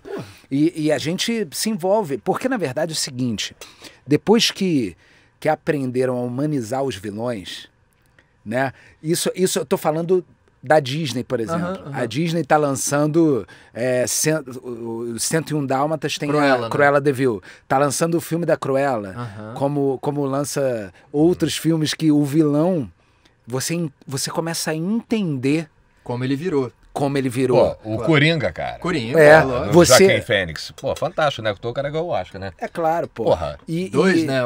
Que coisa mais humana. O Heath Ledger ganhou também. O Heath Ledger também. Então, é um personagem. Que, inclusive, pra mim, cara, obra do Heath Ledger que é realmente... Não tem igual. Não tem igual aquilo. Pra mim assim... Nada contra o Joaquin Phoenix, fez um super trabalho e quem sou eu pra julgar, mas... São personagens diferentes. É o meu personagem, mas são visões diferentes do personagem. Um é um psicopata maluco, o outro é um cara doente que por uma circunstância acaba entrando na parada. Exatamente. Né? Como eu li o gibi e tudo mais, fazia vi o Batman antigo e tudo mais, talvez a ideia do Heath Ledger me preencha mais, me chegue mais, me toque mais nesse lugar. Enfim, mas depois que aprendemos a amar vilões, as coisas são diferentes. A gente passa a entender que nem todo mundo é só mal. Né? E é isso por isso que eu falei. A primeira coisa que eu falei é sobre esse fim do maniqueísmo, assim. Porque é meio isso, assim. Você fala, cara, às vezes não é nem mais sobre humanizar o vilão. É sobre não ter vilão.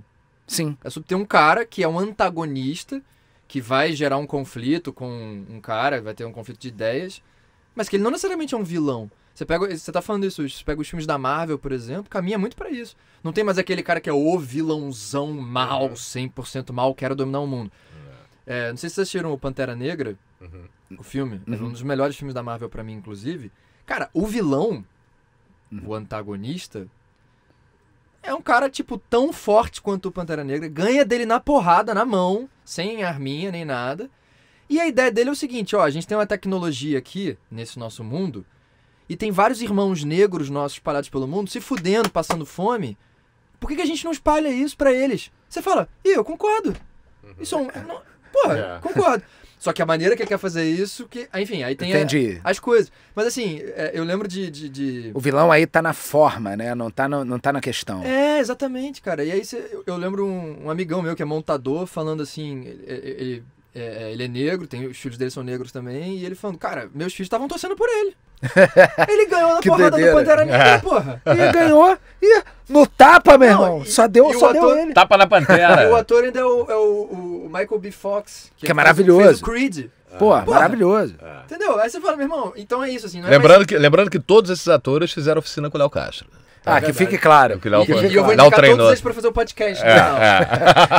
Não, mas são as minhas escolhas. Falando sobre escolhas, você tinha mais algo para acrescentar em relação a isso? Falando sobre escolhas, é o seguinte, o nosso meio, vou falar nenhuma novidade aqui, rotula muito o que a gente é, né? Então, assim, cara... eu, por exemplo, eu comecei a fazer teatro, comecei a fazer comédias porque as comédias eram rentáveis, elas vendiam mais ingresso e eu precisava de grana, eu vivia de teatro, então comecei a ser chamado para comédias, comecei a me especializar porque percebia que isso era mais rentável, mas eu tenho vontade de fazer outras coisas, mas não, o Léo Castro é da comédia. Uma caixinha, né? Justamente, e eu só fiz trabalhos de comédia, por acaso. A gente falou hoje, Gabriel, que eu fiz um teste para um produto de drama. Mas hoje, eu com 38 anos, saca? Eu tô fazendo teatro desde os 16. Então, assim, hoje eu fiz um teste para um produto dramático. Alguém falou, calma aí, vamos deixar ele experimentar outra coisa. E você só tem produtos dramáticos. Você tem vontade de fazer uma comédia? Tenho pra caralho. Tem muito, muito, muito. No teatro eu cheguei a fazer. Tá bom, vamos fazer uma peça. Isso tudo pra dizer que você está convidado para o elenco. Para o nosso elenco. Não, no teatro eu cheguei a experimentar, fiz algumas comédias assim e tal. Eu adoro, cara. A gente tava conversando hoje mais cedo também, eu te falei isso, assim. Já tive na beira, quase cheguei a fazer uma, assim, porque é um desejo muito grande que eu tenho. Eu já fiz, por exemplo, eu já fiz personagens, fiz uma comédia. Mas já fiz personagens cômicos, assim, com algum terror cômico, entendeu? Mas eu tenho muita vontade. Não, sim, mas não é com teor cômico. Você tem vontade de fazer uma comédia, rasgada? Tem. Sim. Eu também já faço teatro há muito tempo e eu comecei já no caminho um pouco inverso, fazendo peças mais sérias, mais dramáticas e tal. Aí, acho que isso é feeling. A gente vai vendo pra onde, né? Sim. A gente vai escambando. É porque eu acho que tem uma coisa, desculpa te interromper, mas tem uma coisa que são as oportunidades que chegam pra gente e as oportunidades que a gente vai atrás também. Vai atrás também. Mas às vezes você começa a surfar uma onda também do que tá chegando, coisas interessantes e tal, e a vida naturalmente te leva pra um lugar, né? Então... As pessoas falam, no meu caso, pra mim, porra, você é ótimo em comédia, Aldo. Você faz stand-up. Léo já cansou de falar isso pra mim. Eu, sinceramente, eu não gosto de fazer o stand-up. Gosto de ver e tal, me divirto com o Léo fazendo, mas eu... sei lá, pode ser um bloqueio meu, mas eu não me vejo fazendo. Sim. Mas gosto de um bom espetáculo de humor, um bom texto, Então, a minha vida quase toda no teatro, de uns anos, os primeiros 3, 4 anos, peça mais sérias, depois foi tudo comédia. E aí, eu tenho 3 prêmios de melhor ator. Os 3 por texto dramático. Muito louco. Quando eu conheci Léo... Não. A gente se conheceu no festival, Léo fazia um sketch cômico e eu fazia um dramático. Filha da puta ganhou em primeiro, eu fiquei em segundo. Por um décimo. E a gente tinha o mesmo figurino. E era o mesmo figurino. Dividindo o mesmo camarim. E a gente se olhou. A gente não se conhecia. E, cara... Foi aí que vocês se casaram? Foi aí que a gente casou a carreira, ficamos amigos. Não, tu fala, viu que Léo. eu escapei maneiro. Foi pra poesia da coisa. Para, Gabriel Leão. Não chora. É o cara que é ciumento. Ele é sensível. É o cara que é descoberto, né? Não, mas o louco foi isso mesmo. Quando a gente se encontrou... É salgado, Léo? Era salgado. Só foi uma piada fora do... Debaixo do... Quando a câmera tava desligada. Quando a gente se conheceu, a gente olhou um pro outro lá no camarim, a gente tava com a mesma roupa. É verdade. Muito louco. Calça social, sapato preto, camisa branca e gravata. Era aquele teu número maluco. O número dele. Que é um número bem maluco. Esse número, graças Como é que era o nome? Deus, e se fosse você aqui exatamente agora? Era um nome sensacional. grande. E eu fazia o... Como é que era o nome do meu texto, Léo? Não sei, Daquele cara, do autor. Aí, famoso. Eu não sei, porque como eu me apresentava depois dele, William. Depois eu fiquei bem focado no que eu ia fazer. Tava então não gravo o nome. Em outras palavras, tava cagando pra ele. Tava cagando pra mim. Não, eu tava assustado, cara. O cara é bom, pô. Tava Como é que era assustado. o nome da peça, velho? Não Eu fazia lembro. um texto, era ótimo, do Neil Labute, o autor. Tá. Era o... Fudeu, não sei. Bom, não sei, era um executivo que mata a filha de 3 meses de idade pra poder manter o emprego. É pesado o texto, cara, um dramão. Do caralho. A filha prejudica ele na carreira, então ele, caralho, ele pira. E aí foi isso, assim, a galera ficou louca. Aí eu acabei de fazer o meu... Eu acho que pro ator dramático, quando tem um silêncio muito grande, que o negócio tá bom. Então fazer aquela coisa muito densa. É que não foi silêncio, foi um peso, né? O teatro ganhou um peso. Eu falei, caralho. Porque vinham cenas de humor e eu entrei pra fazer aquele troço pesado. Tá na minha boca o nome do texto. E aí, logo em seguida veio o Léo. Aí o filho da puta, ele entrou e falou assim... Primeira coisa que ele falou pra plateia, eu vim assim vestido assim pra causar uma boa impressão. Nunca mais esqueci essa frase. Que era a mesma roupa que eu tava. E aí a galera riu pra cacete, o teatro veio abaixo.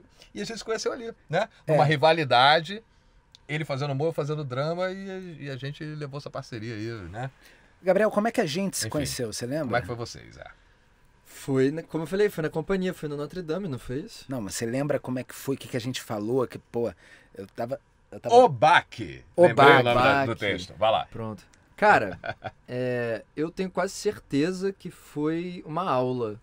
Eu acho que você foi dar uma aula na companhia de, se eu não me engano, de comédia dell'arte. Porque eu tava fazendo a Megera Domada, do Shakespeare, que foi minha primeira peça. E aí você foi lá dar uma aula de comédia dell'arte, acho que foi isso. Eu lembro dos exercícios da corda bamba, aquela coisa toda, assim. Exatamente, cara. E aí teve um bando de coisa que a gente... falou naquele dia interessante, e você não falava nada, cara. Você ficava com o olho esbugalhado me olhando. Eu falei, de duas uma, esse moleque não tá entendendo nada. Ele não sabe o que ele tá fazendo aqui. Ele não sabe o que ele tá fazendo aqui. É o cara mais perdido que eu já vi. Entrou errado na sala, né? Ou esse cara não sabe nada do que ele tá fazendo aqui, ou esse cara tá entendendo tudo que eu tô falando.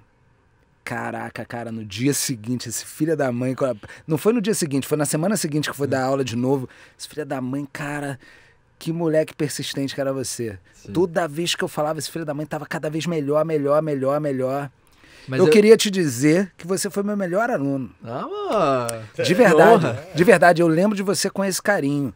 E depois a gente fez uma amizade, já não tem nem mais esse lugar. Mas assim, eu lembro de você com esse carinho. E para quem pergunta, eu não falo porque às vezes as pessoas ficam, não, tô falando isso porque ele deu certo. Então eu não falo. Eu falo assim, eu tive um ótimo aluno, Gabriel. Eu não falo quem é. Cara, mas eu nunca esqueci do teu olho, cara, esbugalhado me olhando. Eu fiquei assustado. Eu pensei, esse moleque, ou ele não tá entendendo nada, ou ele tá aprendendo tudo, ou ele vai me dar uma facada no corredor quando eu demoro, porque é um olho meio psicopata. Se matriculou pra me matar. Exatamente. Ou às vezes ele só tava esperando a vítima perfeita, eu tô ali falando pra caramba, e, cara, é esse cara que eu vou dar uma facada aqui quando ninguém estiver vendo. Cara, mas você sabe que é muito louco isso pra mim. Eu tenho a lembrança desses momentos iniciais, assim, da companhia, da minha carreira e tal. Porque eu entrei muito do nada, assim, na parada, sabe? Foi um trabalho de escola. Era um professor que tinha sido ator, e ele era professor de história. E aí ele propôs para todas as turmas fazer uma peça, valendo nota, sobre uma década do Brasil, 60, 70 e 80. E a minha turma ficou com 80 e decidiram contar a história do Cazuza. E eu simplesmente, por ser fã, por gostar do Cazuza, do Barão Vermelho, da música, falei, cara, queria fazer ele. E eu não sei por que raios deixaram.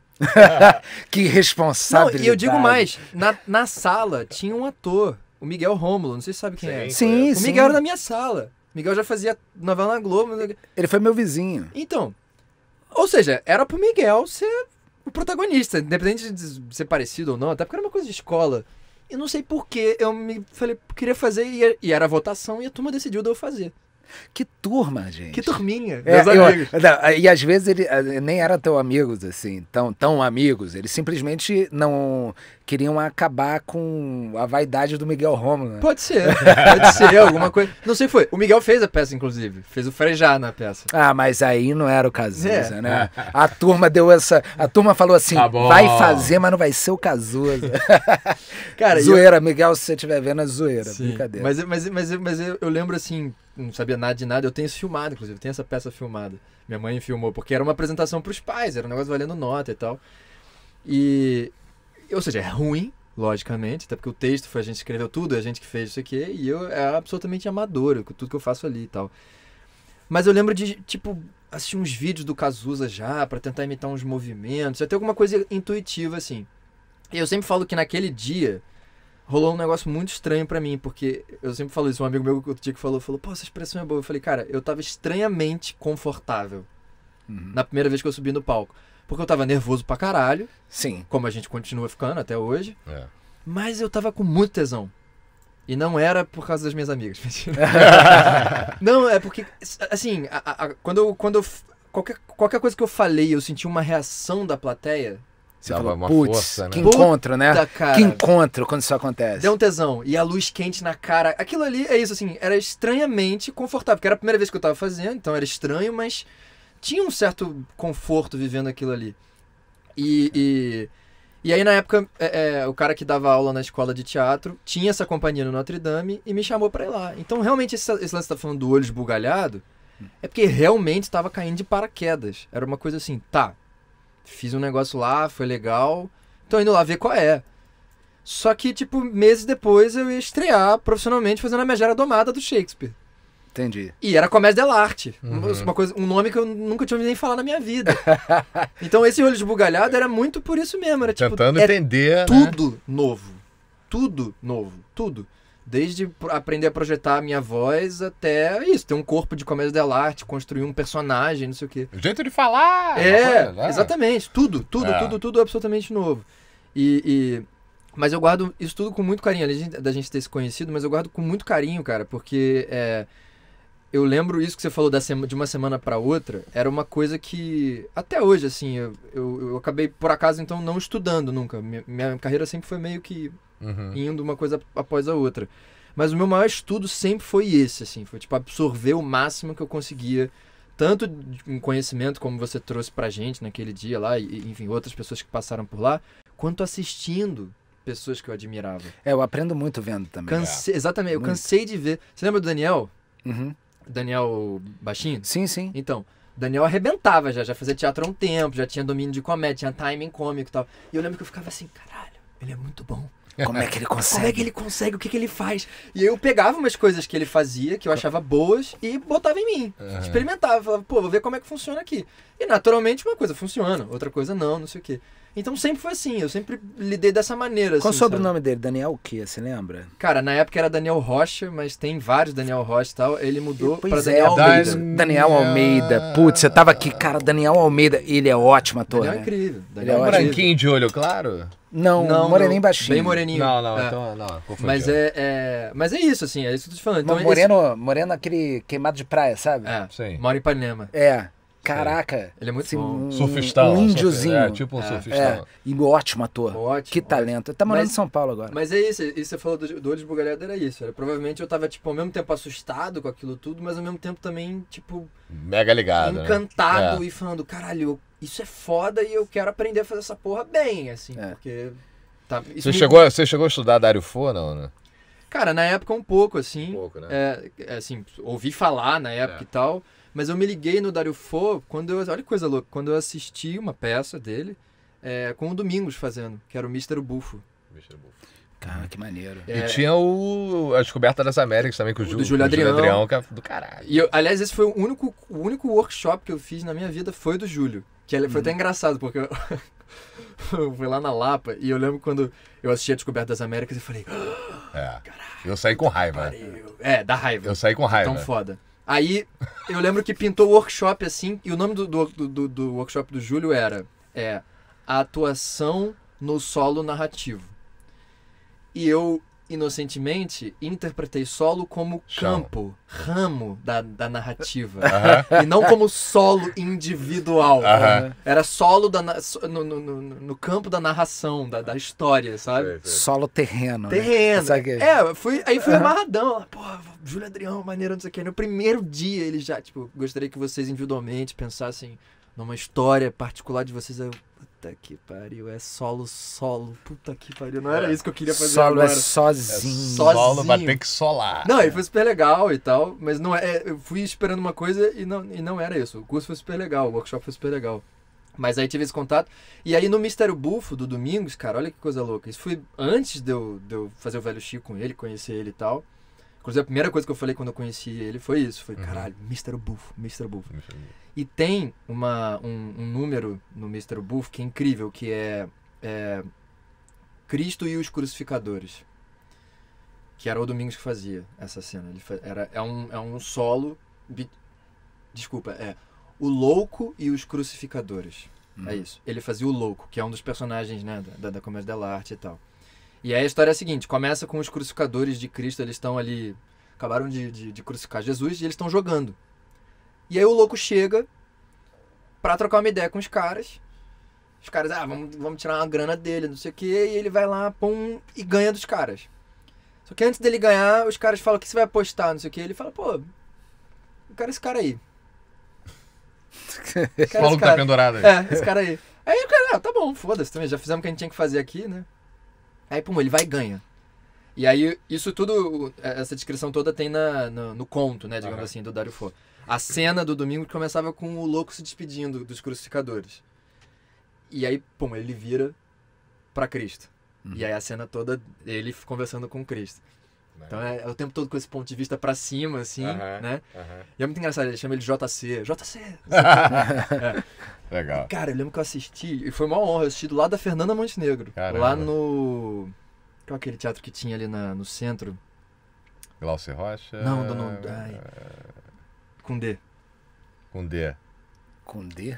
Ali na Dulce- Cinelândia. Dulcina. Dulcina. Teatro Dulcina. Dulcina, uma enciclopédia do teatro. Do Dulcina, que era um teatro pequenininho, mas Lembrei. um hall super bonito Pô, e tal. agora eu lembrei muito. Teve teatro de revista, era um lugar clássico do teatro de revista e tal. E eu assisti eu fui com um amigo naqueles camarotes que ficava do lado, e aí eu lembro marcante pra mim. A Fernanda Montenegro tava do lado, e eles entravam pela plateia tocando, o Domingos entrava tocando um saxofone. Aí ele parou na minha frente, pegou a mão dela, deu um beijo na mão dela, assim e tal.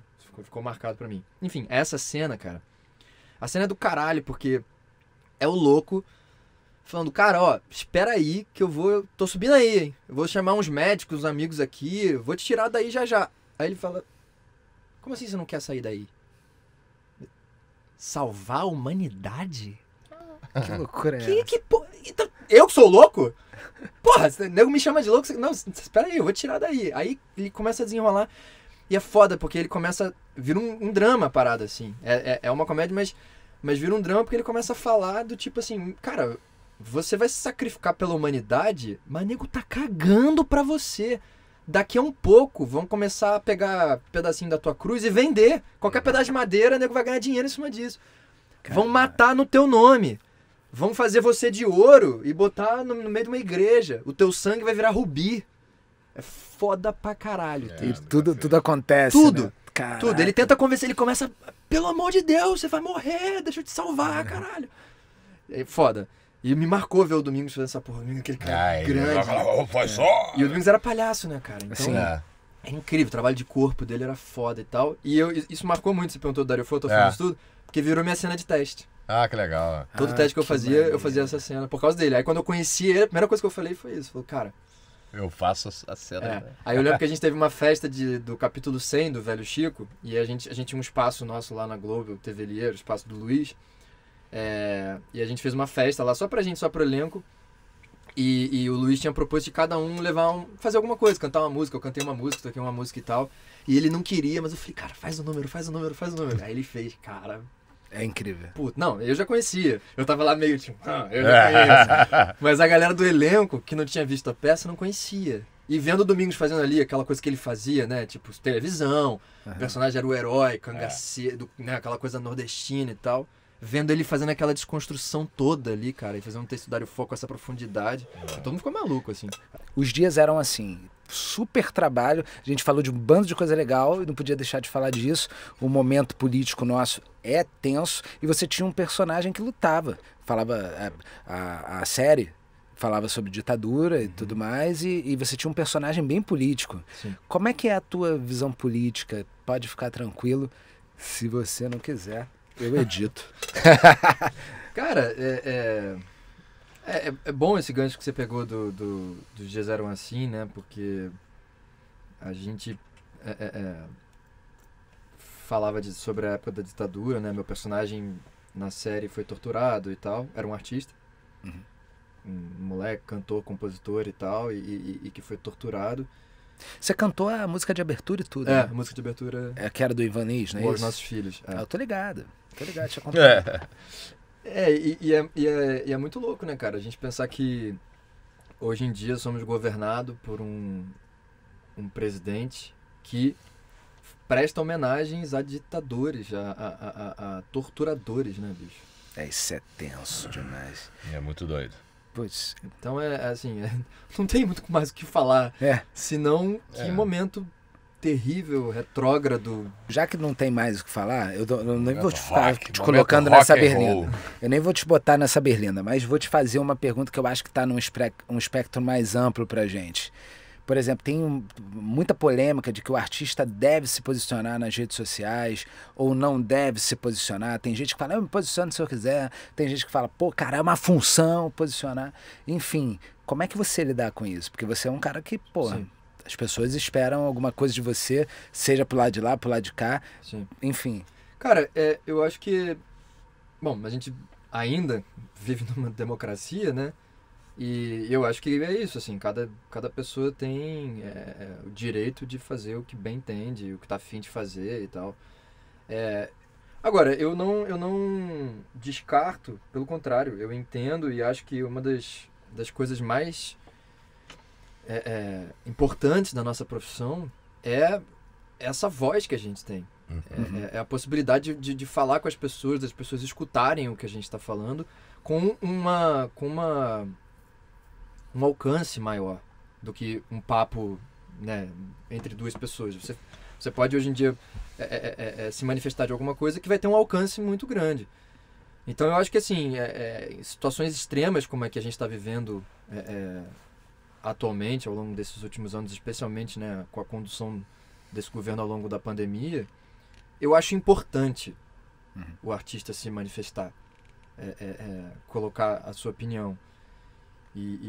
Mas eu também não sou a favor do cancelamento, enfim, de ataques e coisas absurdas que a gente vê, pessoas que começam a ameaçar a família. Isso tanto de um lado quanto de outro, assim, sabe? Eu acho que partir para ignorância, partir para violência, para esse extremismo, esse radicalismo, eu não acho que seja a solução dos problemas. Mas eu acho importante, cara, a gente se colocar, especialmente por isso, assim, um momento muito delicado que a gente está vivendo. E é isso, a gente tem essa possibilidade na mão. Ok, se você fala, não quero usar ela, acabou, é um direito seu, é isso que eu tô falando, é uma democracia. Eu não acho que você tem que ser excluído da sociedade por causa disso. Mas você tá perdendo uma oportunidade de ouro, tá. Pois é, cara. Eu, por exemplo, eu recebo muito no Instagram, assim, DMs, assim, falando, pô, não vejo coisas políticas suas e tal. E eu falo, cara, na verdade eu falei muito. Eu falei cara, eu acho que eu fui uma das pessoas que mais falei enquanto a gente estava escolhendo presidente. Depois a sentença tá aí, e aí, cara, tudo que se escreve, um lê de um jeito, me ataca, o outro lê de outro, me ataca, o outro lê isso, me ataca. E aí você fala assim, cara, não tem satisfeitos nisso, entendeu? Independente do que você fale, eu fiz questão de me expor, porque é uma pergunta que expõe tanto, que aí eu acho que eu me senti na obrigação de me expor também. Que eu falo assim, cara, qual era eu lutei o máximo que pude. Depois que aconteceu, eu meio que falei, então é isso, a gente já sabia que as pessoas iam morrer. A gente já sabia. Qual é a grande novidade do que está acontecendo? Que a cultura ia ser combatida da maneira que foi. Que a cultura ia ser combatida. Não é à toa que a primeira medida que o cara fez foi extinguir o Ministério da Cultura, né? Porra, absurdo. Primeira coisa que aconteceu. Não, foi abandonar as pessoas de uma forma... E isso não... eu concordo plenamente contigo. Isso não é surpresa. Não é nenhuma surpresa. Isso foi tudo quando dito. alguém me pergunta, Léo, você não tá vendo o que tá acontecendo? Eu falei, não, eu tô sabendo o que tá acontecendo desde muito antes. Desde que a gente estava lá. E eu briguei muito. Eu vou te falar que eu acho que a gente talvez ainda se surpreenda de alguma maneira, por exemplo, principalmente pensando na questão da pandemia, por mais absurdo que já seja toda a visão de mundo desse cara e desse governo, mas eu acho que talvez ainda exista dentro da gente uma crença na humanidade do cara falar, cara, as pessoas estão morrendo por causa de uma doença, e aí pinta uma vacina, você fala, tipo, pelo menos isso, não é que o cara vai virar bonzinho da hora pra outra, mas eu tô dizendo assim, pô, vários políticos, governadores e tal, você pensa, o cara que vai você se fala, recobrar, pelo né? menos o governador, cara, acha esse cara, tipo, um canalha, mas pelo menos o cara tá comprando a vacina, o cara tá, tipo, decretando um lockdown, ou seja, você ainda fala, pelo menos, ainda resta um pouco de humanidade dentro disso. E aí eu acho que talvez cause surpresa nesse lugar, não surpresa no todo, porque tudo foi anunciado, mas... Não, aliás, pô, vira uma pandemia mundial... no meio desse cara, é a surpresa do século, e a gente mal parado no sentido humano da coisa.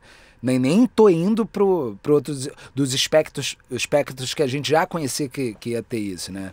Sim. Cara, humanamente estamos carentes, né? E aí eu concordo com o que você falou, assim, né? Você falou da eleição, e é isso, no ano que vem a gente tem a chance de mudar isso, né, cara? Se Deus quiser. É a famosa tragédia anunciada, né? Bom, enfim. Banda de rock predileta. Brasileira, Legião Urbana. Gringa. E gringa, Led Zeppelin. Porra, cara. Indica 3 nomes.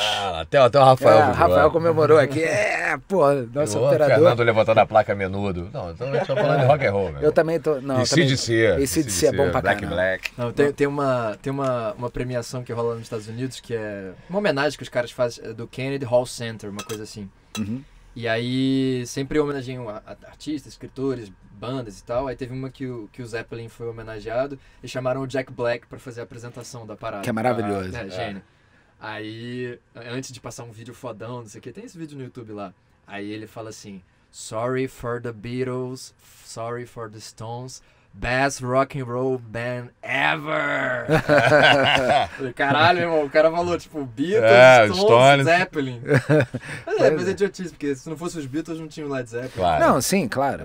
Mas Banda, Led Zeppelin. É a preferência, é. É bom, é bom perguntar demais, pra é mim, bom. eu vou ter várias que muita gente não conhece. Grand Funk, já ouviu o Grand Bom Funk? pra caralho. Ih, ele conhece, você que não Tô conhece. falando que eu conheci Léo Pagodeiro. pô. Por que eu não conheço? Caraca, brother. O Léo Grand Pagodeiro, Funk. o Léo Pagodeiro. Porra. Nada contra os pagodeiros, mas Léo Pagodeiro. Ele meteu que ele cantava um 14 bis, um espanhol no violão, mas a gente sabe que era um... Queria ser um Paulinho da molejo, viola. Que era um uma Inara, exaltação. Inara.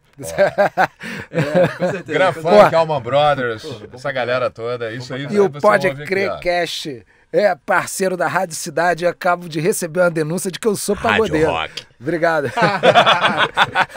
Pagodeiro rock and roll, meu irmão. Eu sou, pô, cara, molejo Stones. Vai lá, manda No ver. universo do rock and roll que a gente trata também aqui, como é que foi pra você? O que você fez? Como é que foi o Eduardo e Mônica, o filme, o longa? Como é que foi? Cara, Você era o Eduardo ou a Mônica? São Mônica, questões. a Mônica. A Mônica, Com certeza. entendi. Foi o grande personagem da minha vida.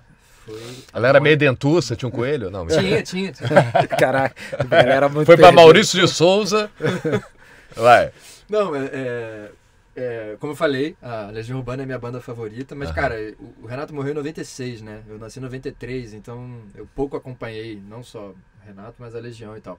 Então eu sou muito fã por causa dos meus pais. Aham. Cresci enfim, Ouvindo, né? escutando Legião, e os meus pais, sim, acompanharam a banda desde os primeiros shows e tal. Então, porra, eu sou, como os caras falam, legionário, assim, eu sou fanático mesmo pela banda. E poder fazer um personagem que saiu da cabeça do Renato foi, tipo, porra, uma puta de uma honra.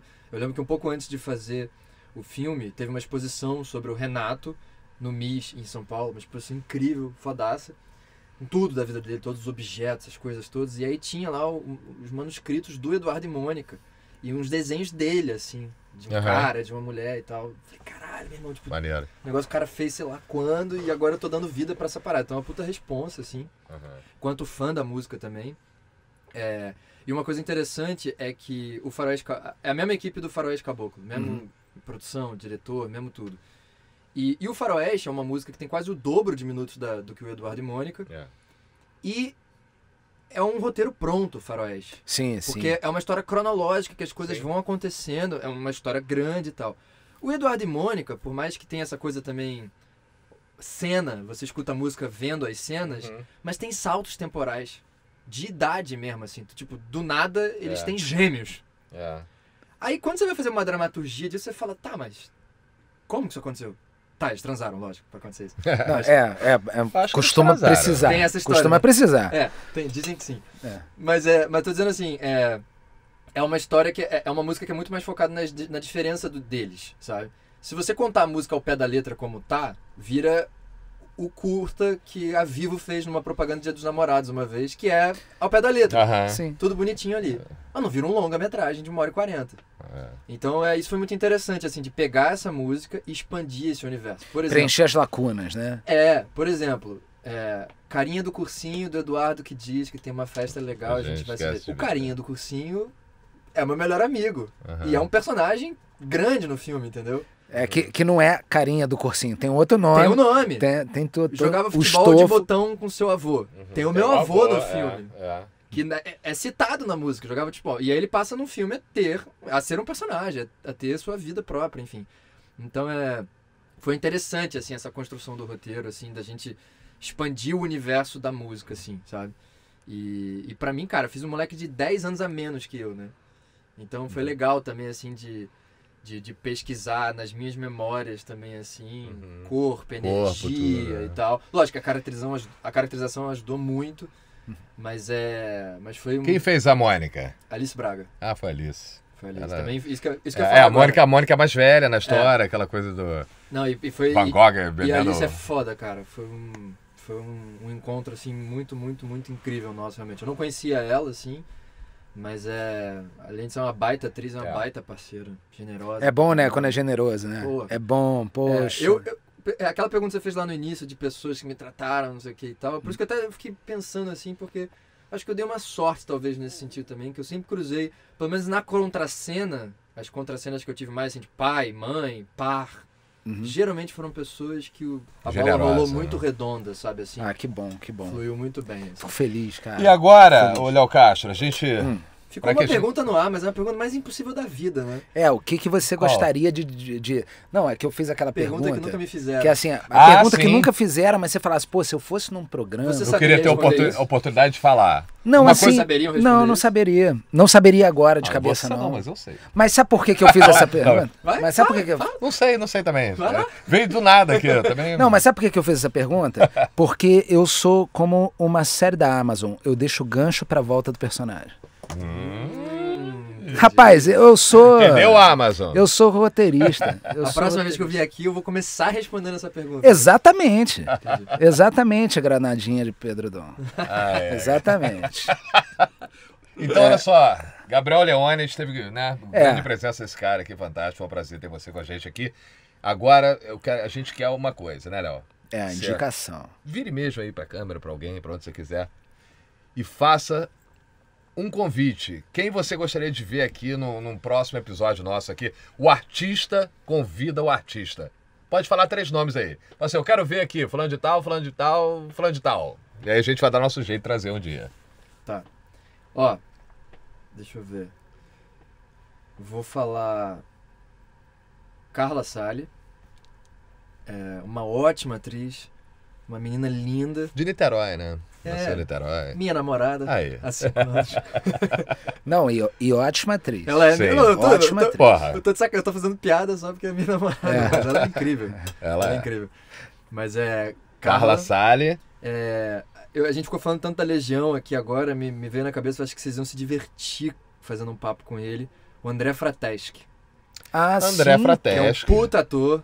Uhum. E simplesmente o atual vocalista da Legião Urbana. Sabe quem pode ser legal? Mas talvez fique assunto repetido, né? Eu ia falar do Breno. Breno Silveira. Pô, seria... Não, mas o assunto pode ser repetido, mas, cara... Mas ele tem outras histórias. Vou falar. Breno Silveira? Breno Silveira. Breno Silveira. Meu diretor do Dom. Grande diretor. Grande Breno. Parceiro. E o Breno, inclusive, vai dirigir a cinebiografia do Roberto Carlos. Olha que legal. Tá na mão dele. Tinha papel sobrando lá, Breno. Não, o Breno é um puta cara. A gente não faz só isso não, né, Léo? Não, a gente faz tudo, pô. A gente faz tudo, parece um anúncio de prostituição. Faz tudo. A gente faz tudo sem problemas. Vai, então, Breno. André Frateschi, Carla Sali e Breno Silveira. Breno Silveira. Então, 3 nomes que estarão aqui com certeza, né? Se Deus quiser. Então, as considerações finais. Gabriel, se despeça, por favor. Obrigado por vocês terem me chamado. Foi uma honra. Pra perder o cabaço junto com vocês. Isso aí. Que delícia. Que delícia. Perdemos. Sempre bom, né? Muito bom. Juntos em amigos. E a gente tava falando, a gente não se via já há um tempasso por conta de pandemia, por conta de tudo. Então foi incrível. Muito antes até, a vida tava corrida pra mim, pra você. Muito tempo, né? Matamos a saudade aqui pra todo mundo que tá assistindo, ouvindo, né? Show. Aldo, a gente tem um caso agora na novela lá. A gente tá fazendo par romântico na novela. Conta não, galera. Conta não. Deixa o pessoal assistir. Estamos ficando ciumados. O Léo é ciumento. Quando eu me entendo com ele. Tá bom. Mas é isso. Obrigado, gente. Vida longa o podcast de vocês. Nada, você volta aqui. Voltarei. Vamos lá. Eu queria agradecer você que está aí, dizer que a gente está com os nossos parceiros Rádio Cidade, que é o parceiro oficial. Tem outros parceiros, mas só estão entrando na semana que vem. O primeiro programa eles não estão. Então é por isso que eu não vou falar deles. Porque afinal ninguém faz nada de graça nesse mundo. Agora vamos fazer as considerações, a nossa ficha técnica. Sim. Queria agradecer a Rafael Bessa, aqui do Estúdio Nova Onda, onde nós estamos, que arrebentou aqui. O cara tá mixando tudo, por isso que minha voz tá super aveludada, porque na verdade minha voz hoje tá com a hora rachada, é verdade? É claro, nem se compara. Pode falar do nosso câmera, por favor? E o Argolo, nosso câmera, grande Argolo, bem-vindo aí, arrebentando na filmagem. Nosso produtor executivo. Quem é esse cara? Porra, quem? É o cara que é o gerente geral da porra toda. Da Rádio Cidade, JB, Fernando Julião. Obrigado, Fernando Valeu, Julião. Fernando. Obrigado por fazer isso acontecer. Eu queria agradecer muito a você e dizer que a gente tá de 15 em 15 dias inicialmente, mas depois a gente entra por semana, depois a gente entra por dia e quem sabe um dia a gente entra na sua casa, na sua vida e dá um beijo na sua boca. Que isso que eu queria... eu gosto assim. Que gostoso. Que gostoso, que gostoso. É pra ser gostoso ou não é pra ser, meu amor? Só se for, só tiver vacinado, tem que estar vacinado. Fundamental. Pós-pandêmica essa ideia, tá? Por favor. Aldo Perrota, Sim. eu não quero nem te deixar falar muito. É a última palavra. Acabou.